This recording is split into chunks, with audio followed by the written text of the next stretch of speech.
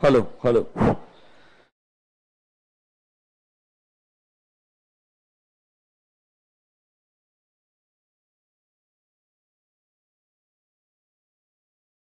Hello hello hello. करना live. मेरे कोई नहीं दिख रहा है।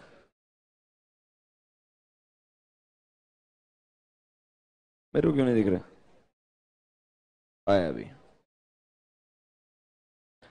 Hello online students, please confirm am I audible and visible to you, then will get started.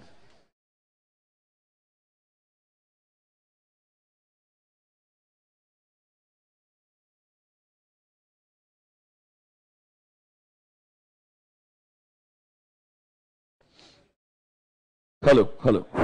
Great.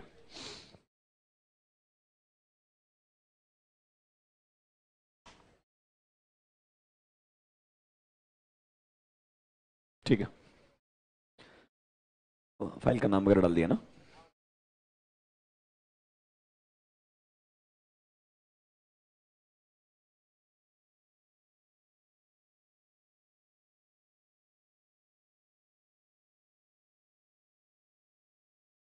ठीक है, वो बस रिंग लाइट्स का इफेक्ट थोड़ा कम लग रहा है, वो देख लेना।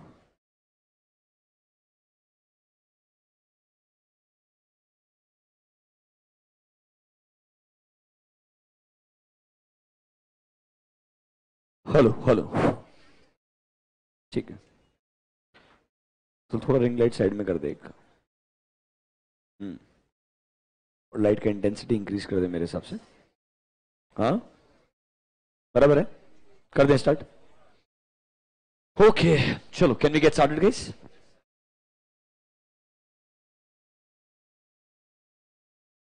सुरेश को कॉफी और पानी बोल देना।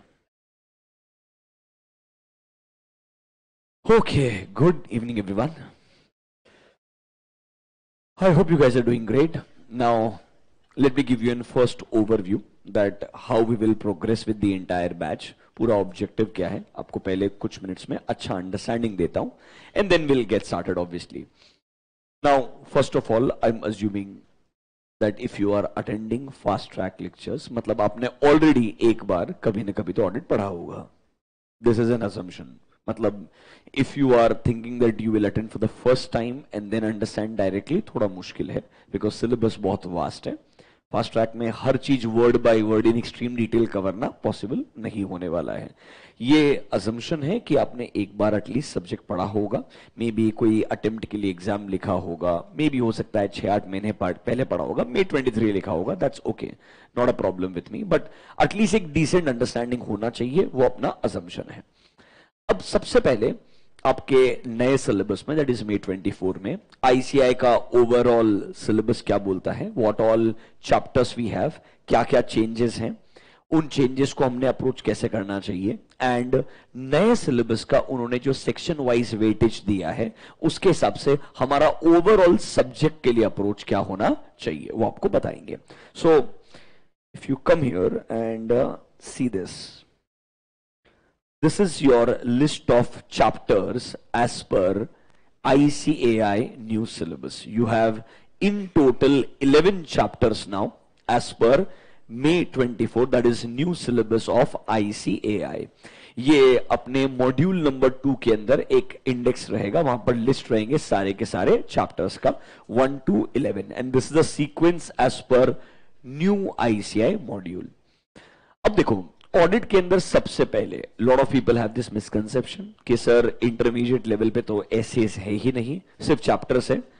चैप्टर्स को ऐसे से बनाया गया है, इंटर के अंदर भी ऐसा ही होता है, फाइनल में भी ऐसा ही होता है. Remember, major part of auditing is always auditing standards, because वो आपको स्टैट्यूटरी ऑडिट करना सिखाएगा, बिना स्टैंडर्ड्स के वो सिखा नहीं सकता है.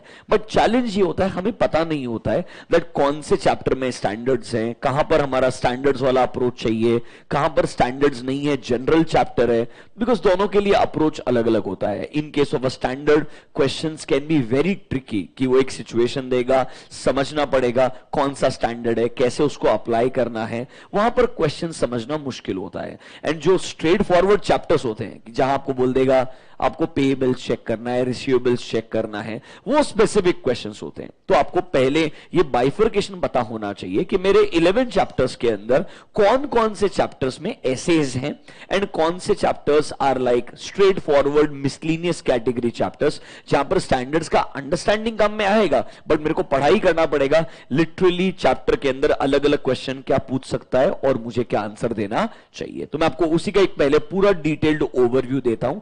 विदाउट अंडरस्टैंडिंग दैट रैंडमली पढ़ना शुरू करोगे, सिलेबस बहुत वास्ट है, समराइज वर्जन में भी 600 पेज है। Do you get my point? मतलब and there is no shortcut, I am telling you, because literally आप में से कुछ बच्चों ने लास्ट अटेम्प्ट का पेपर देखा भी होगा एंड उसके पहले भी अगर आप नोटिस करेंगे, it used to be a very straightforward paper once upon a time when it was very easy to ये questions आएंगे, आप उनको याद करके जाएंगे and the things were sorted. Now it's not the case.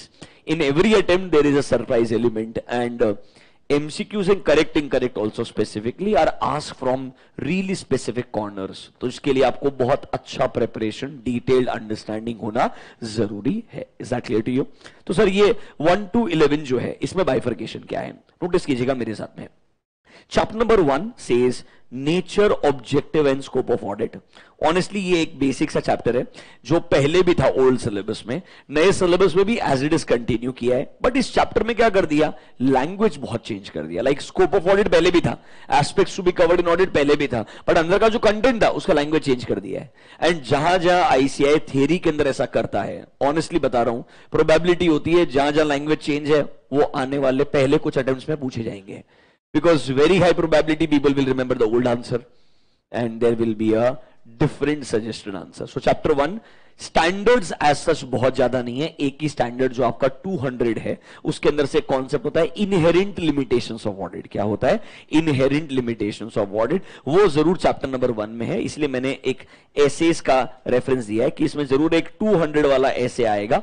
उसके अलावा इट्स अ सिंपल चैप्टर जहां पर ऑडिट क्या है, एडवांटेजेस ऑफ ऑडिट क्या है, ऑडिट का बाकी डिसिप्लिन से क्या रिलेशनशिप है, थोड़ा यहां पर उसने ऑडिट के अलावा बाकी स्टैंडर्ड्स क्या होते हैं, एसएईज, एसआरएस, एसआरईज, उनका इंट्रोडक्शन आपके लिए रखा है. वो चैप्टर्स डिटेल में सीए फाइनल में पढ़ाते हैं, इंटरमीडिएट लेवल में उन अदर स्टैंडर्ड्स का इंट्रोडक्शन है. That is your chapter number 1. Weightage of 4 to 5 marks. I will show you section wise weightage of ICI also. 4 से 5 मार्क का वेटेज है, मतलब एक क्वेश्चन तो आएगा, बट वो स्टैंडर्ड में क्वेश्चन आए जरूरी नहीं है from your chapter number 1. Is that clear to you? Chapter number 2, if you look at the name, audit strategy, planning and programme, ये एक कोर स्टैंडर्ड है. SA 300, that name is called as audit planning. ये तीनों चीजें SA 300 में cover होती है. पूरे चैप्टर में सिर्फ एक ही ऐसे, मतलब ये ऐसे मेरे लिए बाय डिफॉल्ट एक इंपॉर्टेंट ऐसे बन गया क्योंकि एक ऐसे के ऊपर ही चैप्टर बिल्ड किया है पूरा का पूरा, मतलब कोई ना कोई क्वेश्चन आपको डेफिनेटली देखने को मिलेगा. 300 will become a important chapter from exam point of view. Chapter number 2 रहेगा, बट एक ही ऐसे को कवर किया है. 300 को बेस पकड़ा, पूरा चैप्टर बिल्ड कर दिया चैप्टर नंबर 2. देखो ओल्ड सिलेबस में ऐसे बहुत सारे चैप्टर्स थे जो इंडिविजुअल ऐसे पे थे. अभी जो नया सिलेबस है उसमें ऐसा नहीं है. उसमें लिटरली सिर्फ आपको 2 ही चैप्टर मिलेंगे जो स्पेसिफिक ऐसे के ऊपर है, बाकी चैप्टर्स में बहुत मिक्सचर कर दिया है. मतलब पहले ये भी लिस्ट बनाना आसान था, ये इंपॉर्टेंट ऐसे से पढ़ के चले जाओ, अब वो भी पॉसिबल नहीं है. मैं जब आपको सेक्शन वाइज वेटेज दिखाऊंगा, चैप्टर के अंदर मल्टीपल एसेज हैं और चैप्टर का जनरल वेटेज दिया हुआ है, कोई डिसाइड ही नहीं कर सकता है इस बार ये 8 ऐसे में से किस पे क्वेश्चन आएगा. वो आपको लिटरली सबके सब पढ़ के जाने पड़ेंगे. ये एक नया चैलेंज है नए सिलेबस के अंदर. सिर्फ ऐसे के अंदर भी सैंपलिंग लगाना पॉसिबल नहीं है. You have to be very very careful. Chapter number 2, there is the SA 300. Chapter number 3, look at the name, risk assessment and internal control. अब इसके ऊपर 2 ऐसे हैं, that is SA 315 risk assessment वाला, 320 your audit materiality, and एक ऐसे था जो आईसीआई हमेशा इग्नोर करते हैं. वो बोलता है ये ऐसे पढ़ाने की जरूरत नहीं है, SA 330. पर मैं हमेशा बोलता था ऐसा हो ही नहीं सकता है, उसके बिना आपका ऑडिट प्रोसीजर कंप्लीट ही नहीं होता है. उन्होंने फाइनली बोला ओके 330 भी पढ़ा दो. उन्होंने एक नया स्टैंडर्ड ऐड कर दिया स्पेसिफिकली कि जो रिस्क आपको मिलेगी उसके लिए आप रेस्पॉन्ड कैसे करोगे? The name of the SA is responses to the assessed risk and the number is called as SA 330 ये उन्होंने ऐड कर दिया है इंटरमीडिएट के सिलेबस में। घबराइए मत, आपको मैं प्रॉपर लिस्ट वगैरह बनवा के दूंगा, हर जगह सही अप्रोच दूंगा, सिर्फ पहले एक बेसिक ओवरव्यू दे रहा हूं कि हमें समझना चाहिए कि नए सिलेबस में है क्या क्या, फिर हम सोच समझ करके एक लॉजिकल अप्रोच डेवलप कर पाएंगे ताकि आपको पढ़ते वक्त यहां से आगे see I am assuming you are making a now fresh start all together कि भाई मेरे को यहां से सब्जेक्ट वापस से पहली बार अप्रोच करना है। आप में से कुछ बच्चे सिर्फ 2 ही सब्जेक्ट लिखने वाले हैं, you would have cleared group 1, आप में से कुछ बच्चे दोनों लिखने वाले हैं, तो दोनों के हिसाब से मेरे को एटलीस्ट अप्रोच क्लियर करके बताना पड़ेगा ताकि इस सब्जेक्ट में अगर आपके पास में टाइम लिमिटेड भी है डिवोट करने के लिए, you should know what is the right approach and what is maybe not an inappropriate approach. Are you understanding? इसलिए आपको बता रहा हूं।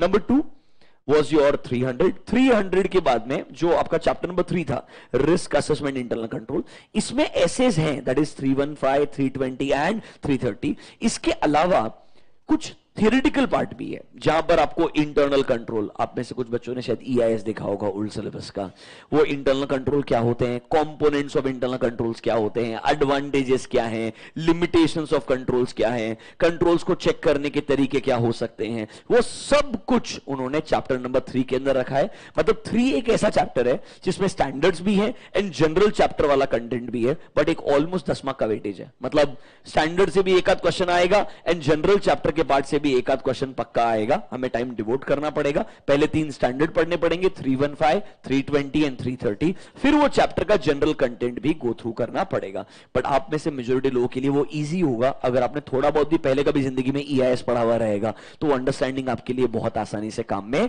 आ जाएगी। That is my chapter number 3। अब अगर मैं चैप्टर नंबर 3 की बात जाता हूं, चैप्टर नंबर 4, ये चैप्टर 4 ना हमेशा से मिसलीडिंग था। The name is audit evidence. मतलब मुझे आज तक नहीं समझा, उनको एक बेटर नाम मिला ही नहीं है, वो नाम ऑडिट एविडेंस लिखते हैं। Look at the list of SAs, 500, 501, 505, 10, 20, 30, 550, 610, सब कुछ एक चैप्टर में है। अब आपके लिए 610, 520 इक्वली इंपॉर्टेंट है। एक जमाने में ओल्ड सिलेबस में 520 पे अलग चैप्टर था, 530 पे अलग चैप्टर था, अब ऐसा नहीं है। All SAs in one single chapter और 15 मार्क का वेटेज है।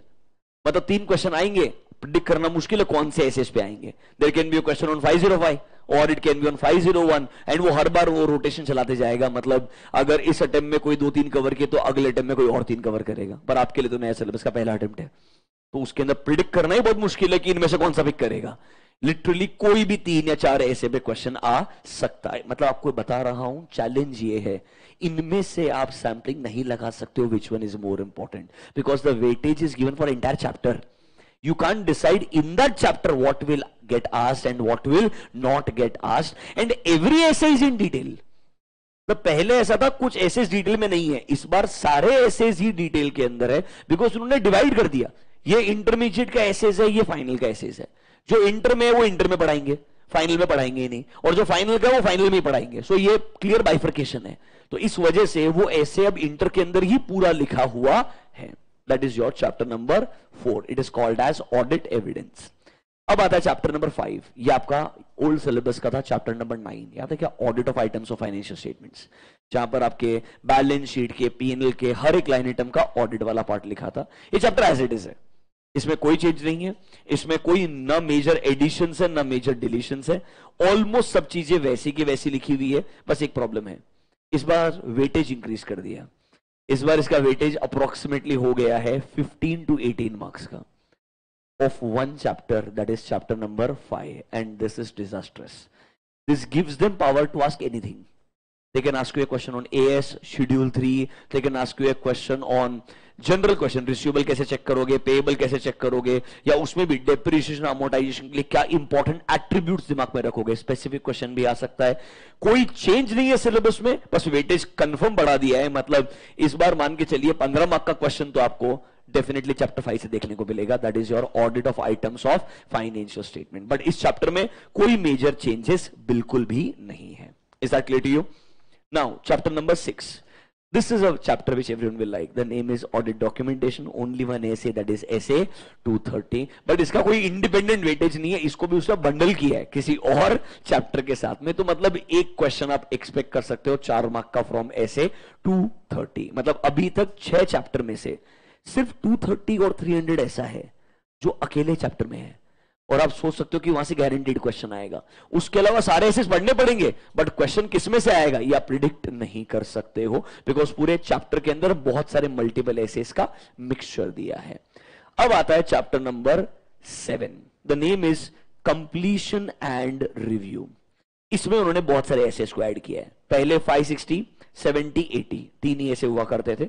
अब उन्होंने बोला 260 भी ऐड कर दो, 265 भी ऐड कर दो एंड 450 भी ऐड कर दो. 3 नए एसेस यहां पे उन्होंने ऐड कर दिए हैं एंड एकदम डिटेल में है. मतलब 260, 265, 450 तीनों के तीनों डिटेल में है और तीनों के तीनों एडिशंस है. मतलब डेफिनेटली इंपॉर्टेंट पार्ट बन जाते हैं from your exam point of view. After this comes your chapter number 8, that is called as audit report. अब ऑडिट रिपोर्ट एक अच्छा चीज है और एक बुरा चीज भी है. अच्छा चीज ये है, they've removed your company audit chapter from section 138 to 148 with 177 पूरा निकल गया है. सिर्फ एक सेक्शन बचा है 143 विद सेक्शन 143. आईसीआई का नया ऑडिट रिपोर्ट चैप्टर बनाने का फॉर्मूला इंटर में फाइनल में दोनों में सेम है. सुन लीजिएगा, ये chapter as it is final में आएगा थोड़ा और डिटेल के साथ में, but syllabus is almost same. 700 series, 700, 701, 705, 706, 710 5 SAs. 720 नहीं है इंटर में, फाइनल के अंदर रखा है. CARO 2020 all clauses inter, all clauses final. Section 143 all subsections inter, all subsections final. मतलब ऑलमोस्ट चैप्टर का वेटेज कॉमन है. Are you understanding this? मतलब ऑडिट रिपोर्ट में एसेस आने चाहिए, कारो के क्लॉजेस आने चाहिए एंड 143 आना चाहिए. 10 मार्क का वेटेज एक चैप्टर का है, that is audit report. Standards plus कारो दोनों इक्वली इंपॉर्टेंट है और एक ही सेक्शन ऑडिट में अब पूछने लायक बचा है, वो 143 बचा है. मतलब पहली बार 143 पे क्वेश्चन आएगा. अभी तक आईसीआई नॉर्मली 139, 140 में बिजी था क्वेश्चन पूछने के अंदर. 143 न तो आपको ज्यादा स्ट्रेस लेने की जरूरत थी, ना आईसीआई को स्ट्रेस थी. 100% क्वेश्चन आना चाहिए इस बार 143 से in your audit exam, that is intermediate और फाइनल दोनों के लिए सेम है. This is your audit report. Audit report में नया क्या है सर? नया कुछ भी नहीं है, एक स्टैंडर्ड ऐड किया है. Can you see word S 600? 600 अगर आपने सुना होगा, using the work of other auditor, क्योंकि 143 में एक ब्रांच ऑडिट करके सबसेक्शन है.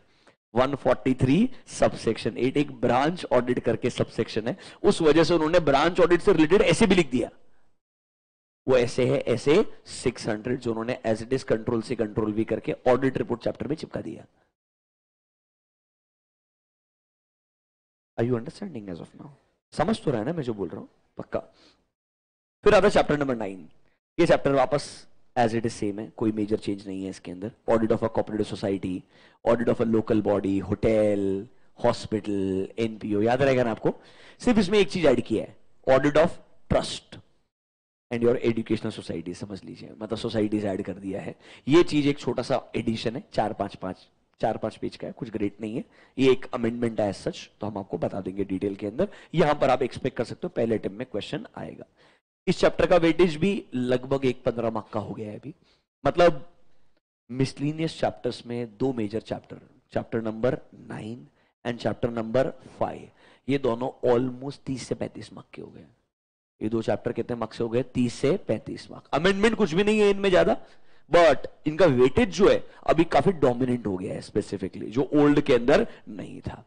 अब कंपनी ऑडिट का जो वेटेज था कहीं एलोकेट करना था, थोड़ा स्टैंडर्ड्स में गया है, थोड़ा इन चैप्टर के अंदर चले गया. मेजर चीज ये हुआ है.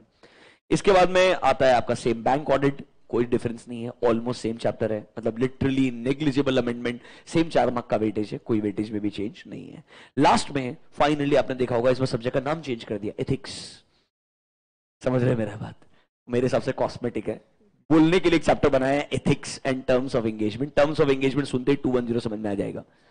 It is about essay. 210 is engagement terms, and ethics is nothing but your essays like 220 and SQC. इनमें लैंग्वेज चेंज हो गई है, पूरा as it is 220 and SQC जो बेयर स्टैंडर्ड है वो उन्होंने इंक्लूड कर दिया है. मतलब ये चैप्टर भी ऑलमोस्ट हमारे लिए क्या हो गया, एक स्टैंडर्ड बेस्ड चैप्टर हो गया. मतलब ये हमारे ओवरऑल 11 चैप्टर्स हैं। सर अब अप्रोच कैसे करना चाहिए? पहले ब्रॉडर, अगर मैं मेरे हिसाब से आपको मार्क्स का बाइफर्केशन बताऊं, 30 स्टैंडर्ड्स तुम्हारे सिलेबस में है, 30 they are part of your syllabus. उनका वेटेज 50 मार्क कंफर्म है। कंफर्म मतलब कंफर्म, 5-6 ऊपर हो सकता है, नीचे नहीं होगा। और 30 स्टैंडर्ड्स 50 मार्क का वेटेज क्लियर है। एंड अब बसता मिसलिनियस चैप्टर्स। उसमें आता है आपका audit of items of financial statement, उसमें आता है आपका डिफरेंट पर्पस एंटिटीज वाला ऑडिट, उसमें आता है आपका बैंक ऑडिट, एंड आपका आता है इंटरनल कंट्रोल वाला चैप्टर। विच चैप्टर? Internal control. अगर आपको याद होगा ना, एक ऑडिटेड एंड ऑटोमेटेड एनवायरमेंट करके था, वो इंटरनल कंट्रोल ने चिपका दिया है। उसको लगा अलग से पूछने की जरूरत नहीं है, उसके अंदर ही ऐड कर देते, तो उन्होंने दोनों चैप्टर को मर्ज कर दिया। वो इंटरनल कंट्रोल में। आप खुश मत होइएगा कि वो चैप्टर डिलीट हो गया है, वो नहीं डिलीट हुआ है, उधर ही है, बस उन्होंने एक चैप्टर के अंदर उसको क्या कर दिया है? मर्ज कर दिया है। तो मेरे हिसाब से 4 chapter, audit of items of financial statement, different types of entities का ऑडिट हो गया, बैंक ऑडिट हो गया, एंड इंटरनल कंट्रोल वाला जो चैप्टर हो गया, ये 4 चैप्टर जो है, इनका वेटेज 40 मार्क्स क्लियर है। 4 चैप्टर का वेटेज 40 मार्क्स क्लियर है, मतलब 40 मार्क का पेपर इधर से आएगा ही आएगा। इधर 5-1 मार्क और ऐड हो सकते हैं, ऐसा, क्योंकि कुछ कुछ कॉमन एरियाज है जहां पे स्टैंडर्ड भी है, चैप्टर भी है। सो हो सकता है ओवरलैपिंग हो जाए, स्टैंडर्ड ना आए चैप्टर आ जाए, या चैप्टर आ जाए स्टैंडर्ड ना आए, वैसा ओवरलैपिंग हो सकता है। आप अपने दिमाग में 50-50 अप्रोच रखिए। 50 मार्क के लिए सारे स्टैंडर्ड्स काम में आएंगे, एंड 50 मार्क के लिए कुछ चैप्टर्स है मेरे पास में, वो चैप्टर के अंदर जनरल कंटेंट भी रहेगा, प्लस थोड़ा स्टैंडर्ड वाला कंटेंट भी रहेगा। ये एक मिक्सचर करके इन्होंने 11 चैप्टर बनाए, उसका वेटेज बनाया है। 1 मिनट के लिए आपको सामने वेटेज भी दिखाया था रेफरेंस के लिए, फिर मैं आपको अप्रोच डायरेक्टली बताऊंगा। 1 सेकेंड।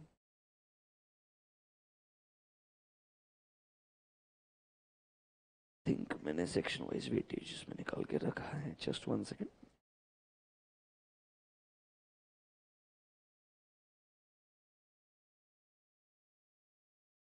दो मिनट स्पेंड कर लीजिए। Paper number 5, auditing and ethics. Can you see the first chapter? Clear weightage 4 to 5 marks. मतलब इंट्रोडक्शन वाले पार्ट पे कुछ तो क्वेश्चन पूछेगा, सिर्फ एक ही ऐसे देखने को मिलेगा। कौन सा ऐसे? 200। वो भी डिटेल में नहीं है, सिर्फ इनहेरेंट लिमिटेशन है। सिर्फ क्या लिखा हुआ है? Inherent limitation. नीचे आ जाइए, chapter number 2, can you see the name? Audit strategy, planning and program, entirely on SA 300। entirely on essay 300. Weightage can you see 8 to 12 marks. This is why that one essay 300 will become a very important essay. On one essay 2 question पक्का आएंगे, मतलब 10 mark का weightage है। ये एक अच्छा essay बन जाता है जो हम आइडेंटिफाई करके मेहनत कर सकते हैं। फिर देखिए chapter number 3, the name is risk assessment and internal control. इसमें आप देखेंगे ऑडिट रिस्क, रॉम, ये सब कहां पर आ रहा है? essay 315 में आ रहा है। कहां से आ रहा है? essay 315। Can you see materiality in planning and performing, this is your essay 320। इसके बाद जनरल इंटरनल कंट्रोल वाला पार्ट आ जाएगा कि नॉर्मली आपके 320 के बाद में इंटरनल कंट्रोल क्या होता है, कंट्रोल को इवैल्यूएट कैसे करते हैं। डिजिटल ऑडिट वाला पार्ट आ जाएगा आपका, that is audit in an automated environment. And last में can you see essay 330, responses to the assessed risk। पूरा चैप्टर 3 प्लस 1 मोर चैप्टर, दोनों मिला के वेटेज दिख रहा है क्या? 8 to 12 मार्क्स। मतलब लिटरली अगर सोचेंगे तो बच्चा सोचेगा 2 अच्छा है, एक ही ऐसे है और सेम वेटेज है। You are understanding my point? 3 के अंदर 3 स्टैंडर्ड भी है, जनरल चैप्टर भी है, डिजिटल ऑडिट भी है, सब मिलाकर के वही वेटेज है 8 से 12 मार्क का। मतलब आई डोंट नो समटाइम्स कैसे वो डिवाइड करते हैं, कंफ्यूज हो जाता है, मेरे को ऐसा लगता है। Do they follow this? I believe so. In general मैंने जो चेक किया है, ऐसा जनरली इसके अराउंड ही होता है, कोई मेजर वेरिएंस नहीं होता है। वो खुद नीचे नोट भी लिखते हैं इसके अराउंड कि there can be a little bit of variance, not much. उन्होंने डिस्क्लेमर भी दिया है, I will show you. Then comes your chapter number 4, this is the worst, audit evidence. इसमें तो बहुत सारे एसेज है, मैंने आपको लिस्ट दिया। वेटेज कितना दिख रहा है? 12 to 18, 15 मार्क का वेटेज पकड़ लो। इसमें सारे ऑडिट एविडेंस वाले एसेज प्लस डॉक्यूमेंटेशन भी आता है। तो अलॉन्ग विथ 230 कम से कम 8 एक नए एसेज रहेंगे, जो सब मिलाकर के कितने होने वाले हैं? अप्रोक्सीमेटली 15 मार्क के लिए। So this is a pure SA based 2 chapters जिनके ऊपर आपका 15 मार्क का वेटेज रहेगा। Completion in review all SAs once again, इसमें 560, 70, 80, 260, 265, 450, वेटेज 8 to 10 मार्क्स अगेन। मतलब ऐसा लग रहा है ना कि ऑलमोस्ट एसेज चल रहा है। 10 मार्क, इसके ऊपर वाला 15 मार्क, 25 मार्क, उसके ऊपर वाला 10 मार्क, 35 मार्क्स। इसीलिए बोल रहा हूं 50 मार्क क्लियर एसेस है, there is no doubt about this. After that if you go to 9 and 10, can you see 12 to 18, मतलब 15 मार्क इधर आएगा ही आएगा। 2 चैप्टर कौन कौन से? Special purpose entities, bank audit, बराबर है। एंड आपका चैप्टर नंबर 5 जो था वो 12 मार्क का ऑलरेडी था। 12 to 18 this chapter number 5, 15 + 15 30 mark हो गया इन 3 chapters. Audit of items of financial statements, bank audit and your special purpose entities, 30 mark clear chapters हो गए। लास्ट में आपको मिलेगा एथिक्स वाला part, again weightage 8 to 10 marks. Finally कुछ एसेस 220 एसक्यूसी पे पक्का क्वेश्चंस देखने को आपको मिलेंगे। ये उनका बाइफर्केशन है ओवरऑल लेवल पे। सर हमने क्या करने का बताओ डायरेक्टली, सीधा सीधा बात। देखो पहले शुरुआत करेंगे स्टैंडर्ड्स के साथ में, जो हमारे मेजर 30 स्टैंडर्ड्स हैं। Will try to cover all of them. जो नए स्टैंडर्ड्स हैं जो पहली बार आए हैं उनको डिटेल में कवर करेंगे। एंड जो स्टैंडर्ड सेम है, जैसे 210 सेम है, 700 सेम है, 701, 705, 706, major SAs are same. 6 SAs are new and 6 SAs are दोस्त जिनके अंदर कंटेंट चेंज हो गया है। तो वो 12 में दिमाग मेरे को लगाने का है, बचा हुआ 18 ओल्ड पैटर्न जैसा ही है पूरा का पूरा। फोकस उस पर चेंज करना है क्वेश्चन पॉइंट ऑफ व्यू से। बाकी वो 30 स्टैंडर्ड्स हमने पहले गो थ्रू करने चाहिए। After that will go two chapters. In chapters, we have to focus on audit of items of financial statement, your special purpose entities and your bank audit. ये 3 major cover हो गया, तुम्हारा 30 mark cover हो गया। ये हमारा overall sequence के अंदर अप्रोच रहना चाहिए। पहले हम स्टैंडर्ड्स के साथ शुरुआत करेंगे, उसमें भी कुछ ऐसे स्टैंडर्ड्स की आपको धीरे धीरे थोड़ा रिकलेक्ट करने में हेल्प मिले। डायरेक्टली नया 610 शुरू करूंगा, पहले दिन ही बाउंसर जाएगा, मुश्किल हो जाएगा। तो first few sessions, maybe 5 to 7 sessions, will cover the old essays which are still relevant, but you know there is no major change. We'll try to cover them first, then we'll add new standards धीरे धीरे एक एक करके। Is that clear to you? पहला approximately मेरे को लगता है 25 to 30 hours maybe on standards bare minimum, क्योंकि आपका 50 मार्क का वेटेज है, 30 स्टैंडर्ड्स है, मतलब अगर मैं 1 घंटा भी एक को allocate करूंगा तो भी 30 hours हो जाएगा। If I try to cover everything, I hope you understand, because weightage is, you know, split. तो डिफाइन करना मुश्किल है कौन सा ऐसे छोड़ना चाहिए और कौन सा नहीं छोड़ना चाहिए। We'll try to cover all. That is the ideal strategy. After that, we'll go to chapters. Chapter के अंदर भी आपको 20-25 घंटा लगना चाहिए। तो मेरे हिसाब से लगभग 50 to 60 hours we should be able to finish the major part. Can we get started? पक्का शुरुआत करें? चलिए, let's go. कहां से शुरुआत करें? अभी मैंने आपको क्लैरिफाई पूरा कर दिया है कौन कौन से क्या क्या स्टैंडर्ड्स है। तो अभी विच standard is part of which chapter, ये मैं दिमाग नहीं लगाने वाला हूं। Is that fine? मेरे को आपको 30 के 30 स्टैंडर्ड पढ़ाने हैं, सिंपल सा लॉजिक है, वो सबके सब सिलेबस के अंदर है, किसी से भी कोई भी क्वेश्चन आ सकता है। एक की स्टैंडर्ड अलग है जो 300 है, वो बहुत ज्यादा डिटेल में पढ़ना पड़ेगा, मैं बता रहा हूं। उसके अलावा बाकी हर स्टैंडर्ड का अलग से वेटेज निकालना पॉसिबल ही नहीं है। तो दिमाग लगाना ही मत किस चैप्टर से कौन सा स्टैंडर्ड आ रहा है। हम पूरा फोकस पहले कुछ दिन तक किस पे करेंगे, सिर्फ स्टैंडर्ड्स ऑन ऑडिटिंग पे करेंगे। नाउ आई बिलीव ऑलवेज कि आप शुरुआत हमेशा रिपोर्टिंग सीरीज से करें। आपका अगर बेसिक अंडरस्टैंडिंग रिपोर्टिंग का ठीक रहेगा तो आगे वाले स्टैंडर्ड और इजी होते जाएंगे, लॉजिकल रहेंगे। So we will start with SA 700। Now before I start with this, कुछ बेसिक्स जो आपको पता होना चाहिए, थोड़ा बेसिक चीजों का इंट्रोडक्शन देता हूं, then we hit the SA. सबसे पहले when we talk about audit, हम बात कर रहे हैं कौन से ऑडिट के बारे में, फाइनेंशियल स्टेटमेंट ऑडिट के बारे में। किसके बारे में बात कर रहे हैं? फाइनेंशियल स्टेटमेंट ऑडिट, जिसको हम दूसरे शब्दों में एक्सटर्नल ऑडिट बोल सकते हैं। क्या बोल सकते हैं? External audit. अलग अलग नाम है, फाइनेंशियल स्टेटमेंट ऑडिट बोल दो, एक्सटर्नल ऑडिट बोल दो, स्टैट्यूटरी ऑडिट बोल दो। हमारा जो मेजर सिलेबस है वो एक्सटर्नल ऑडिट और स्टैट्यूटरी ऑडिट के अराउंड ही है। इंटरनल ऑडिट का थोड़ा सा इंट्रोडक्शन है, बाकी कोई भी दूसरा ऑडिट, टैक्स ऑडिट हो गया, सेक्रेटरी ऑडिट हो गया, कॉस्ट ऑडिट हो गया, वो आपके सिलेबस में नहीं है। Your entire syllabus is around statutory audit. अच्छा, ये स्टैट्यूटरी ऑडिट में आप क्या करने वाले हो? फाइनेंशियल स्टेटमेंट्स चेक करने वाले हो। क्या चेक करने वाले हो? Financial statements. अभी sir who is responsible to prepare financial statements? Management. ये क्लियर होना चाहिए, कंपनी का मैनेजमेंट रिस्पॉन्सिबल है to prepare the financial statements. आप एज अ ऑडिटर उन्हें एग्जामिन करेंगे एंड एग्जामिन करने के बाद क्या देंगे? अपना ओपिनियन ओपिनियन देंगे। तो remember, auditor is not responsible to prepare financial statements,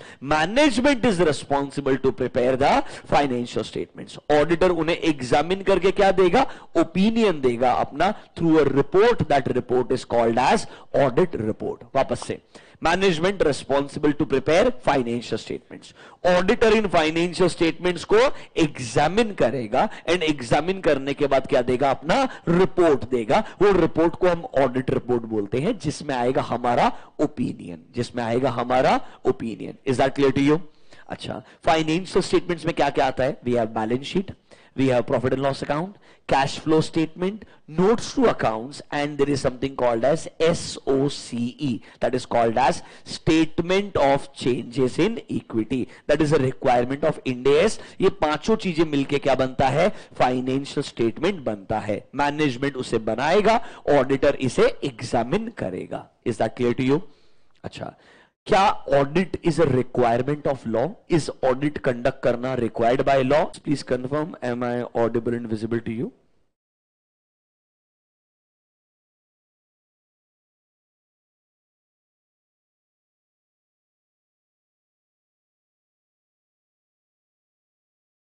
online students, please confirm, am I audible and visible to you? Perfect, great. क्या बोल रहा था लास्ट? कंपनीज एक्ट का रिक्वायरमेंट है कि हमें स्टैट्यूटरी ऑडिट करवाना पड़ेगा। मतलब इस स्टैट्यूटरी ऑडिट, तुम्हारा सामने फेस टू फेस होने का ऑब्जेक्टिव यही है, समझ लो, ताकि एटलीस्ट मेरे को अकेले बैठ करके बात ना करना पड़े। That is dangerous, it haunts me. मेरे को लगता है मैं रात को सोएगा, अकेले उठ के बात करना शुरू कर देगा वापस से। तो मैं सही में मजाक लग रहा है, बहुत डेंजरस चीज है। इसलिए मैं हमेशा बोलते सामने कोई ना कोई होना चाहिए। अगर बच्चे बैठे हैं सामने तो I will be able to talk. Online students, I care about you, ऐसा बुरा मत फील करना, बट सामने अगर बच्चे बैठे रहे तो अच्छा लगता है। So as per companies act, it's a requirement कि आपको सारे कंपनीज को क्या करवाना पड़ेगा, स्टैट्यूटरी ऑडिट करवाना पड़ेगा। It is not applicable for everyone, but it is applicable for all the companies. It is applicable for all the companies. आगे आपको बताएंगे पार्टनरशिप फर्म के केस में क्या होगा, एलएलपी में क्या होगा, कोऑपरेटिव सोसाइटी के केस में क्या होना चाहिए। We will talk about all that. अभी के लिए हमारा स्टैंडर्ड्स के लिए पूरा डिस्कशन किसके ऊपर होगा, एक कंपनी पे होगा। कंपनी के लिए एज पर कंपनीज एक्ट हमें क्या करना चाहिए, स्टैट्यूटरी ऑडिट करना ही चाहिए। It's a requirement of law. Is that clear to you? थोड़ा बहुत अगर आपको याद रहेगा, ऑडिटर का अपॉइंटमेंट, रिमूवल, ऑडिटर के पावर्स एंड ड्यूटीज, सब कुछ कहां दिए हैं, कंपनीज एक्ट में दिए हैं। आपको लॉ में सेक्शंस पढ़ाए होंगे 139 से लेकर के 147 तक। Do you able to recall that? वो सब कुछ स्टैट्यूटरी ऑडिटर के अराउंड है। ये सारी रिक्वायरमेंट्स कहां से आ रही है, कंपनीज एक्ट से आ रही है। आई शुड नो दिस। तो मतलब ऑडिट रिपोर्ट में बहुत जगह पे कंपनीज एक्ट का रेफरेंस आ सकता है, क्योंकि ये ऑडिट का रिक्वायरमेंट ही कहां से आ रहा है, कंपनीज एक्ट से आ रहा है। इसलिए ऑब्वियसली हमारे रिपोर्ट में कंपनीज एक्ट का रेफरेंस होता है। Is that clear to you?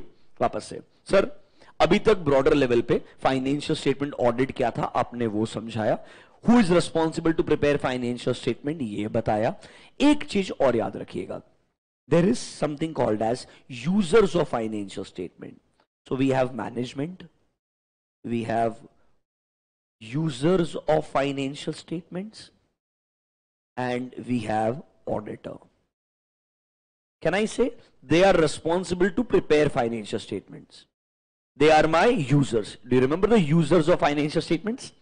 Users are my management, my banking companies जिन्होंने हमको लोन वगैरह दिया होगा, गवर्नमेंट एक यूजर है, employ can be a user, your potential investor can be a user. अब ये यूजर्स के पॉइंट ऑफ व्यू से एक ऑडिटर एग्जिस्ट करता है। मतलब जब भी आप ऑडिट के दौरान ऐसे पढ़ेंगे, ध्यान रखिएगा, we always keep in mind that हम ऑडिट कर रहे हैं किसके पॉइंट ऑफ व्यू से, यूजर्स के पॉइंट ऑफ व्यू से। और यूजर में भी ना मेजर फोकस हमेशा मेंबर्स होते हैं। क्या होते हैं? हमेशा मेंबर्स होते हैं। That is my shareholders, because my report is address to whom, to the members. हम शेयर होल्डर्स या मेंबर्स को ही रिपोर्ट बना करके देते हैं। और आपको मालूम रहेगा, नॉर्मली एक कंपनी के अंदर ऑडिटर का अपॉइंटमेंट भी लास्ट लेवल पे कौन करता है? मेंबर्स करते हैं। So that is why we can say हमारे लिए out of all the users the major focus is on my members. Is that clear to you?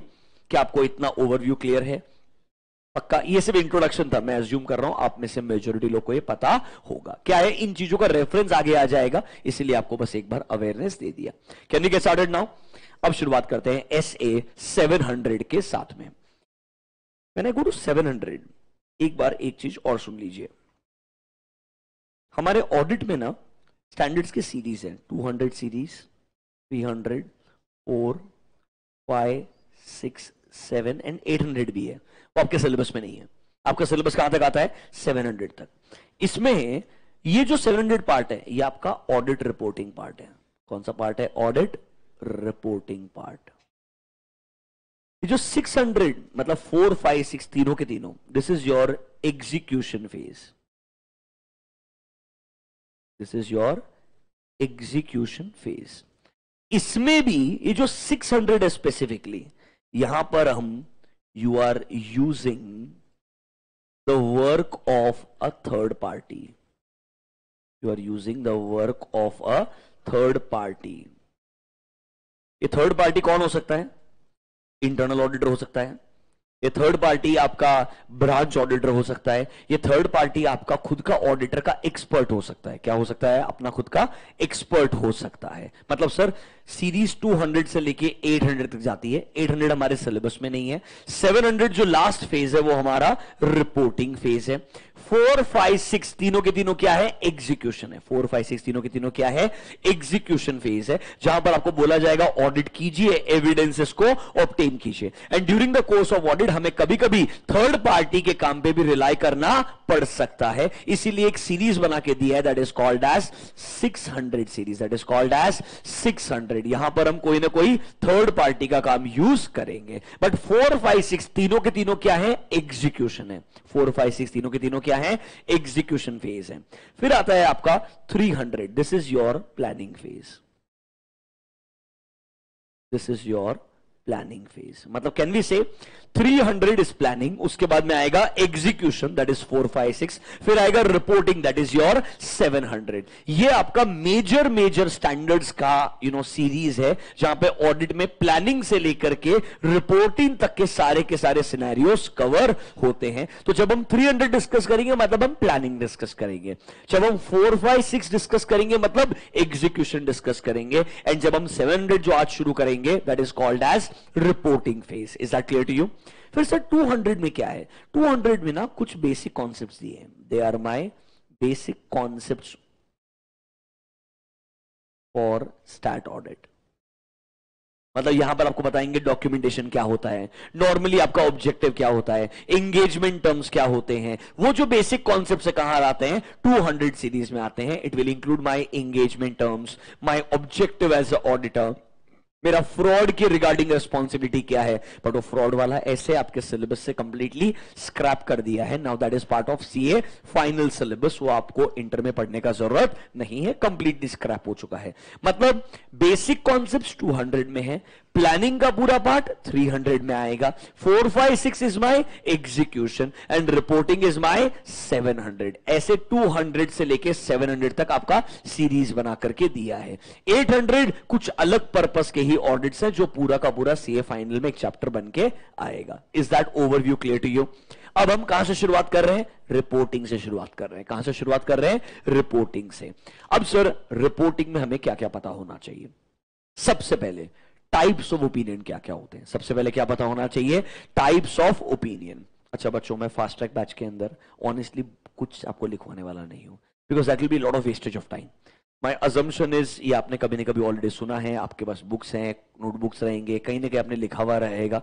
अगर आप में से किसी को एक्चुअली में लेट्स से लिखे हुए नोट्स चाहिए भी, मैंने एक बच्चे का जेरॉक्स भी लिखे रखा है इस बैच का, उसको मैं स्कैन भी करवा दूंगा और अपलोड कर दूंगा, आप वो रेफर कर लेना। स्पेलिंग मिस्टेक्स ऑब्वियसली उस बच्चे से हो सकती है, आप अपने हिसाब से ठीक करें ना करें, that's your decision, whether can be which whether you know, तो वो हो सकता है। I will share that with you in case you want to refer. आपको अगर करना है तो I get it done in a day, mostly by Monday morning I post it, ठीक है?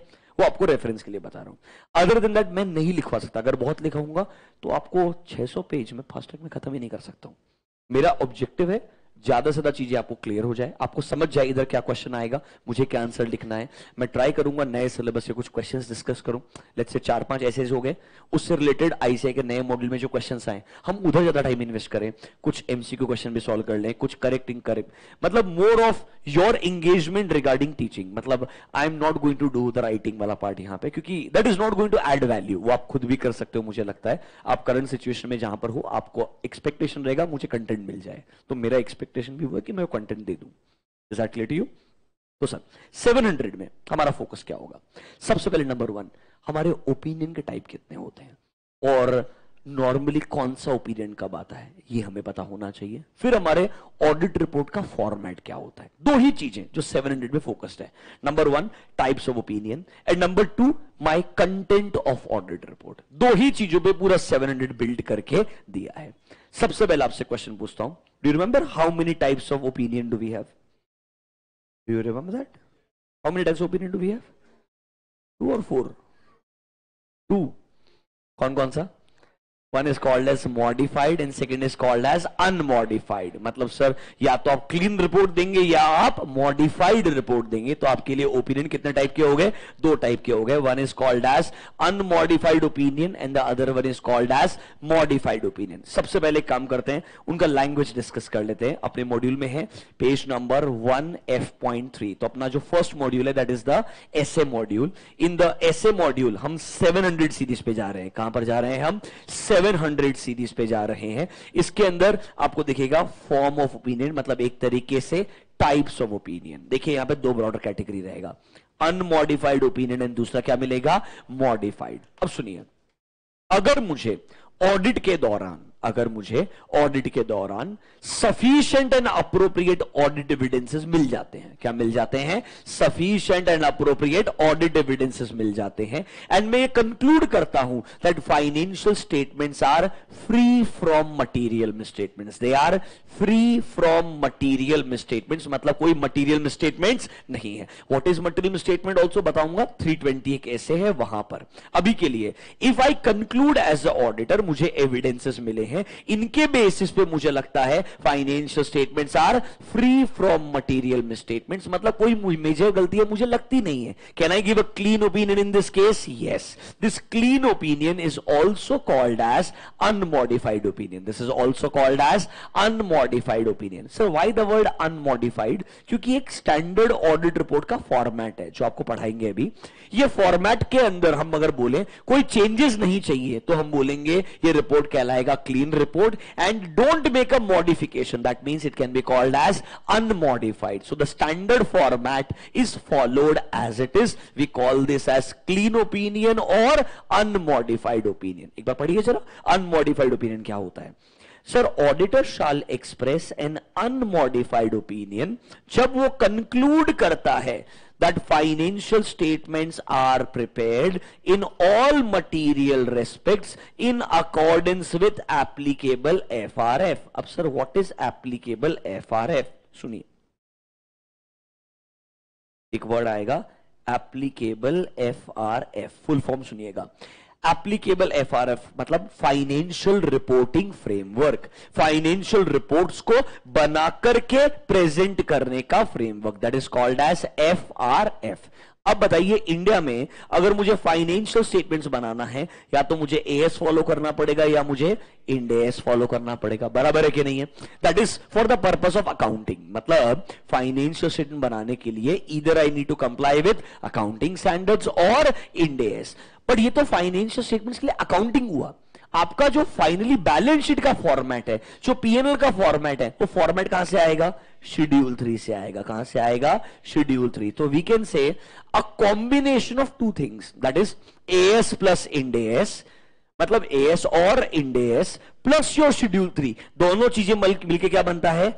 एप्लीकेबल FRF बनता है। क्या बनता है? Applicable FRF। मतलब अगर आपने फाइनेंशियल स्टेटमेंट्स बनाते वक्त AS या इंड AS जो भी एप्लीकेबल है उनका कंप्लायंस किया है, एंड शेड्यूल 3 के हिसाब से क्या बनाया है? बैलेंस शीट एंड P&L का फॉर्मेट बनाया है, वैसे डिस्क्लोजर दिया है, तो हम बोलेंगे your financial statements are prepared as per applicable FRF, मतलब कोई गलतियां नहीं है। तो क्या ना इसे इस केस में क्लीन ओपिनियन दे सकता हूं मैं? हाँ, मतलब इनडायरेक्टली मैं बोल रहा हूं there are are no material misstatement, so I can give a clean opinion. Clean opinion can also be called as unmodified opinion, can also be called as unmodified opinion. अब नॉर्मली वो ये नहीं पूछता है कि अनमॉडिफाइड कब आता है, क्योंकि ट्रिकी पार्ट है मॉडिफिकेशन, तो वो उल्टा पूछता है मॉडिफिकेशन कब आना चाहिए. सो एग्जाम में क्वेश्चन अनमॉडिफाइड डिफाइन करना नहीं आएगा, एग्जाम में क्वेश्चन क्या आएगा, मॉडिफिकेशन कब आता है. That is where a challenging question can be asked. अभी के लिए ओपिनियन दो टाइप के, कौन कौन सा, मॉडिफाइड, अनमॉडिफाइड. अगर मुझे एविडेंसेस मिला और मुझे लगता है financial statements are prepared applicable FRF, तो मतलब मुझे कोई गलतियां नहीं मिली है. Can I give a clean opinion? Yes, आप क्लीन ओपिनियन दे दो, उसको हम क्या बोल देंगे, अनमॉडिफाइड भी बोल देंगे. अगर लगता है कुछ गलतियां हैं तो हमें क्या देना पड़ेगा, मॉडिफिकेशन देना पड़ेगा. क्या आपको बेसिक डिफरेंस क्लियर है? You understand what is unmodified and what is modified? Modified पे जाएंगे, डिटेल में डिस्कशन करेंगे. अभी एक बेसिक ओवरव्यू दिया है, what are two different types of opinion. अब सुनिए मेरा बात, इधर ही आपसे एक्सप्लेनेशन के अंदर एक चीज और एक्सप्लेन करता हूं. There is something called as misstatement. Now what is misstatement and when does this misstatement becomes material? इधर ही एक्सप्लेन करता हूं, सुन लीजिएगा मेरा बात.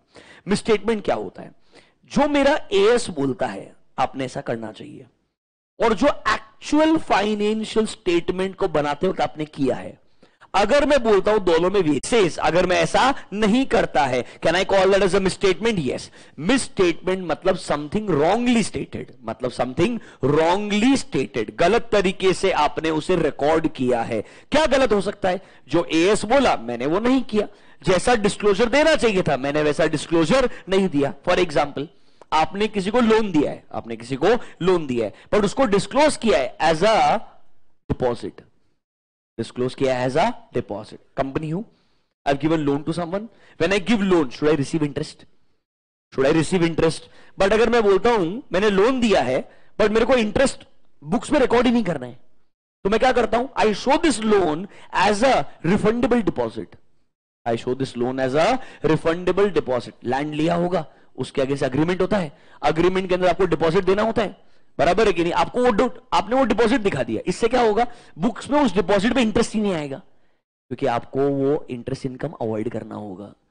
सेपरेशन ऑफ कैश रिसीट्स, क्या ना, इसे आप रॉन्ग क्लासिफिकेशन कर सकते हो. दोनों केस में पैसा ही दिया है ना, एक में आप बोल रहे हो लोन दिया, एक में बोल रहे हो एडवांस दिया है. डिफरेंस क्या है, अकाउंटिंग के अंदर डिफरेंस है, क्लासिफिकेशन में डिफरेंस है. एक जगह पे इंटरेस्ट आएगा, दूसरी जगह पे इंटरेस्ट शायद नहीं आएगा. तो क्या ना, इसे wrong classification is also a misstatement. या तो अकाउंटिंग गलत कर दो, क्लासिफिकेशन गलत कर दो, डिस्क्लोजर गलत कर दो, कोई भी ऐसी गलती, वो नॉर्मली क्या कहलाएगी, मिसस्टेटमेंट कहलाएगी. क्या कहलाएगी, मिसस्टेटमेंट. सर ये मिसस्टेटमेंट मटीरियल कब होता है, जब ऑडिटर को लगता है मैं किसके लिए एग्जिस्ट करता हूं, यूजर्स के लिए. मैं किसके लिए एग्जिस्ट करता हूं, यूजर्स. अगर ये गलती मेरे यूजर्स को इंपैक्ट करेगी, मेरे यूजर्स को इंफ्लुएंस करेगी, तो ये गलती मेरे लिए क्या बन जाएगी, मटीरियल मिसस्टेटमेंट बन जाएगी. Is the meaning of material misstatement clear to you? ये किस पे डिपेंडेंट है, ऑडिटर के जजमेंट पे डिपेंडेंट है. पर सर उससे पहले गलती ढूंढनी पड़ेगी, फिर डिसाइड करना पड़ेगा ये मटेरियल है या नहीं. Is that clear to you? अभी के लिए ये आपको वापस से बताया, क्योंकि ये दोनों वर्ड्स आगे डेफिनेशंस में काम में आएंगे. अब आइए रीड कीजिए मेरे साथ में, what is a modified opinion. देखिए, auditor shall modify the opinion in his report in accordance with SA 705. एक ऐसे अलग से बनाया है, नॉर्मली दो सर्कमस्टेंसेस के अंदर 705 आता है, मतलब मॉडिफिकेशन आता है. जब आप कंक्लूड करते हो based on audit evidences that financial statements as a whole are not free, मतलब फाइनेंशियल स्टेटमेंट्स में क्या है, मटीरियल मिसस्टेटमेंट्स हैं. अगर वो फ्री होते तो क्लीन ओपिनियन आता. So can I say if they were free, I will give a clean opinion. If they are not free from material misstatement, I will give a modified. मतलब clean और modified का difference समझ में आया क्या? Clean और modified का difference समझ में आया क्या? Just one second.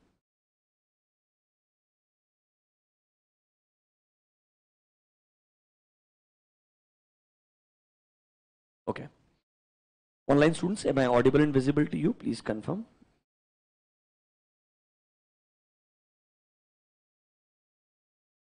Great. Now sir there is another point, point number B, ये थोड़ा ट्रिकी है। Point number A is easy, हमने एविडेंस ऑब्टेन किया, मुझे लगता है ये मटेरियल मिसस्टेटमेंट्स है और हमने कंक्लूड कर दिया, मॉडिफिकेशन दे दो। रीड पॉइंट नंबर बी क्या बोलता है। इस बार हमें ऑडिट एविडेंस ही नहीं मिल रहा है। क्या नहीं मिल रहा है? ऑडिट एविडेंस ही नहीं मिल रहा है। मतलब we are not able to obtain sufficient and appropriate audit evidence. जब ऑडिट एविडेंस ही नहीं मिलेगा तो कंक्लूड कैसे करेगा that they are free from material misstatements और नॉट। मतलब ए में आपको गलतियां मिलती है, बी में आपको लगता है एविडेंस नहीं मिला है, मतलब गलतियां हो सकती है। So this is detection of misstatement. In point number B there is a possible misstatement. In point number B there is a possible misstatement. मुझे लगता है गलतियां हो सकती है। दोनों केस में अगर वो मटेरियल है तो ही क्या आएगा? मॉडिफिकेशन आएगा, वरना कौन सा ओपिनियन आएगा? क्लीन ओपिनियन आएगा। क्या आपको basic understanding of clean and modified समझा? क्या मॉडिफिकेशन दो सर्कमस्टेंसेस में आता है। पहला वाला जब आपने बोला मेरे हिसाब से financial statements are not free from material misstatements, मतलब क्या है? There are material misstatements. दूसरा चीज, मुझे sufficient and appropriate audit evidence नहीं मिला कि मैं कंक्लूड करूं that financial statements are free, मतलब हमें लगता है एविडेंस नहीं मिला। इसका मतलब क्या है? पॉसिबल मटेरियल मिसस्टेटमेंट्स हो सकते हैं। इस वजह से आप यहां पर भी क्या देंगे? मॉडिफाइड ओपिनियन देंगे। इन दोनों सर्कमस्टेंसेस में आएगा मॉडिफाइड ओपिनियन। एक में गलतियां मिली है, दूसरे में एविडेंस ही नहीं मिला है, इसलिए लगता है मटेरियल मिसस्टेटमेंट हो सकते हैं। एक में है डिटेक्शन ऑफ मिसस्टेटमेंट, दूसरे में है पॉसिबल मटेरियल मिसस्टेटमेंट। इतना क्लियर है क्या? वापस से, वेयर आर वी? SA 700। इधर हमको दो चीज पढ़ने का है, दो टाइप के ओपिनियन एंड दूसरा चीज format of report. Format of report पे आने से पहले दो ओपिनियन बताए, मॉडिफाइड एंड अनमॉडिफाइड। अनमॉडिफाइड मतलब सर एप्लीकेबल FRF फॉलो किया है, कोई मटेरियल स्टेटमेंट्स नहीं लगते हैं, लगते हैं गलतियां हैं तो मॉडिफिकेशन आ सकता है। इतना क्लियर है क्या? ये दोनों चीज वापस से 705 में रिपीट भी करेंगे। अभी गुड। अब आते हैं फॉर्मेट के ऊपर। Let's take an example of audit report and फिर हम फॉर्मेट को डिस्कस करते हैं। थोड़ा बहुत ऑडिट रिपोर्ट का फॉर्मेट याद है क्या? It's on page number 1F.14.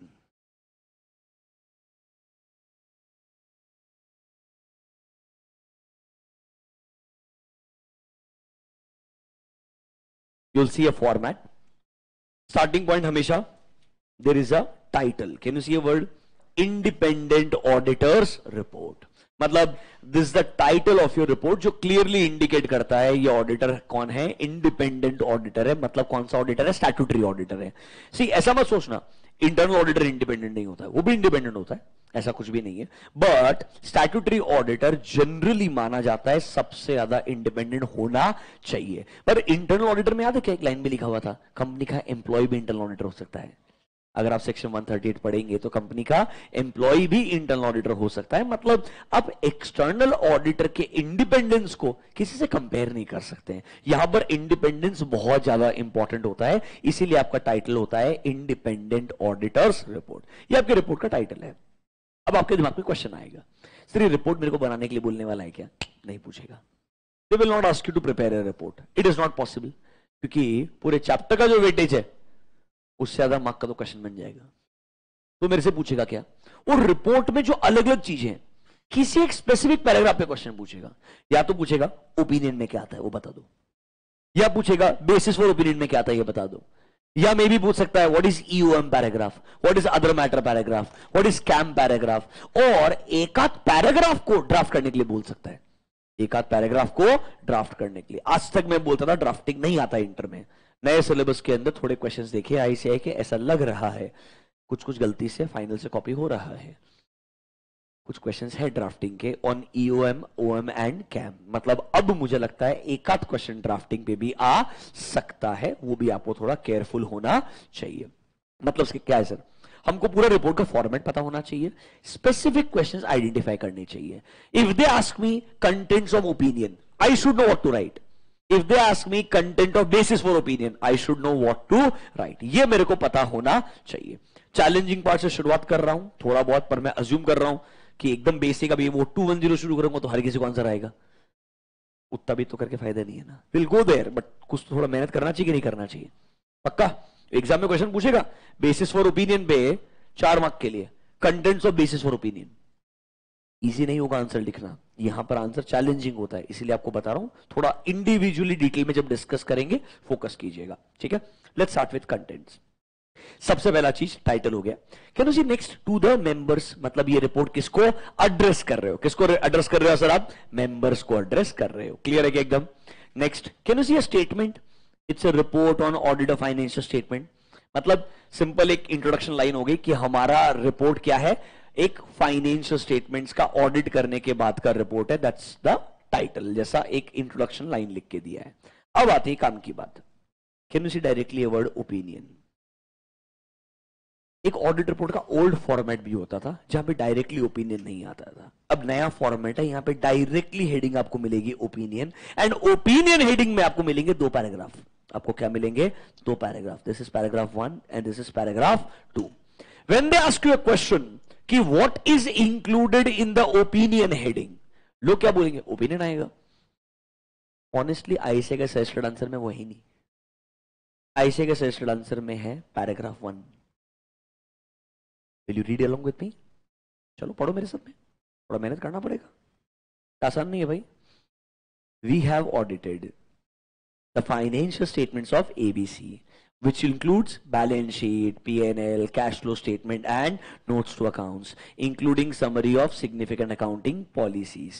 ये अदर ऑडिटर वगैरह छोड़ दीजिए अभी के लिए. क्या एटलीस्ट ये बोल रहा है क्या हमने XYZ या लेट्स से इस केस में हमने ABC का ऑडिट किया, क्या कंपनी का नाम आ रहा है क्या, अरे हाँ या ना, क्या फाइनेंशियल स्टेटमेंट का ऑडिट किया और रेफरेंस आ रहा है क्या. एंड ये भी बता रहे हो क्या फाइनेंशियल स्टेटमेंट में क्या क्या चीजें आती है, it includes balance sheet, P&L, cash flow statement, सब कुछ आ रहा है कि नहीं आ रहा है. मतलब ओपिनियन हेडिंग में क्या क्या आना चाहिए. वी शुड आइडेंटिफाई किस कंपनी का ऑडिट हुआ है, वी शुड आइडेंटिफाई क्या क्या चीज का ऑडिट हुआ है. मतलब फाइनेंशियल स्टेटमेंट के अंदर बैलेंस शीट आया, P&L आया, हर एक एलिमेंट का रेफरेंस आएगा. हमने ये बोलना चाहिए पीरियड कौन सा है, हमने ये बोलना चाहिए पीरियड कौन सा है. मतलब ओपिनियन हेडिंग में कंपनी का नाम, हमने फाइनेंशियल स्टेटमेंट ऑडिट किया, फाइनेंशियल स्टेटमेंट में क्या क्या इंक्लूडेड है उसका लिस्ट आना चाहिए, हमने किस पीरियड का ऑडिट किया है, पीरियड का रेफरेंस आना चाहिए, फिर हमने इसका ऑडिट करने के बाद ओपिनियन क्या दिया है वो लास्ट में आना चाहिए. But opinion part is only 1 line, वो यहां पर है. इसके ऊपर सबसे इंपॉर्टेंट क्या है, इंट्रोडक्शन वाला पार्ट. ये सब आना चाहिए कि नहीं आना चाहिए.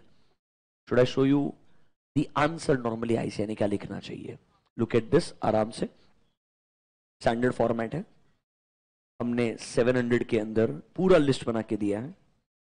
This is your start of SA 700. Introduction पढ़ाएंगे आपको, डोंट वरी. मेन चीज है यहां पे जो पढ़ेंगे ऑडिट रिपोर्ट में क्या क्या आएगा. This is the list of elements, this is the list of elements. It's on page number 1F.3. इसमें से कुछ कुछ एलिमेंट्स इंपॉर्टेंट है जहां पे क्वेश्चन आएगा. टाइटल टाइम पास है, nothing but independent auditor's report. Next addressee, किसको एड्रेस कर दे, to the members. Can you see next one, auditor's opinion. Mark this as important, this can be a specific question. पढ़ो जरा क्या लिखा है. The first section of auditor's report will include a opinion by the auditor. and heading क्या होता है, opinion. Opinion section में क्या आता है, ये 5 पॉइंट अगर आप लिखेंगे आपको मार्क्स मिलेगा. पढ़ के देखिए जरा क्या लिखा है. पहले आइडेंटिफाई करना पड़ेगा हमने किस एंटिटी का ऑडिट किया है, स्टेट करना पड़ेगा फाइनेंशियल स्टेटमेंट ऑडिट हुए हैं, आइडेंटिफाई करना पड़ेगा टाइटल ऑफ ईच स्टेटमेंट, मतलब balance sheet, P&L, cash flow statement, yes और नो. अगला पॉइंट नंबर डी, रेफरेंस देना पड़ेगा नोट्स टू अकाउंट्स का, including summary of significant accounting policies. And last point, हमने कौन सा डेट एंड पीरियड कवर किया है बाय ईच फाइनेंशियल स्टेटमेंट, वो रेफरेंस देना पड़ेगा. किधर भी आंसर में ओपिनियन लिखा है क्या, हेडिंग ओपिनियन है, but what is included in opinion is the first paragraph. Second paragraph is the actual opinion. Second paragraph is the actual opinion. So when they ask a question in the exam, they will ask you, opinion section में क्या आता है, content of opinion section. अगर आपने बोला ना उसमें opinion आता है, this is the biggest mistake what people do. They believe they understand.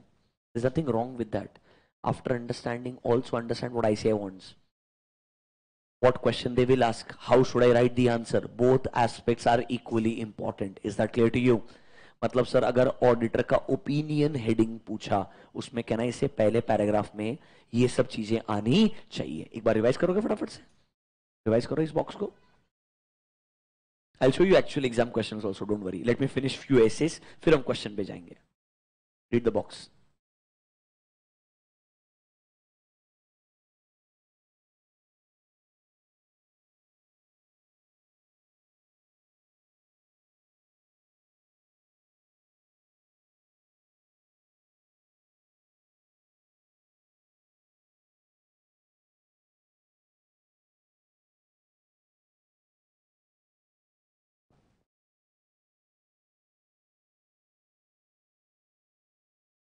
ठीक लग रहा है क्या?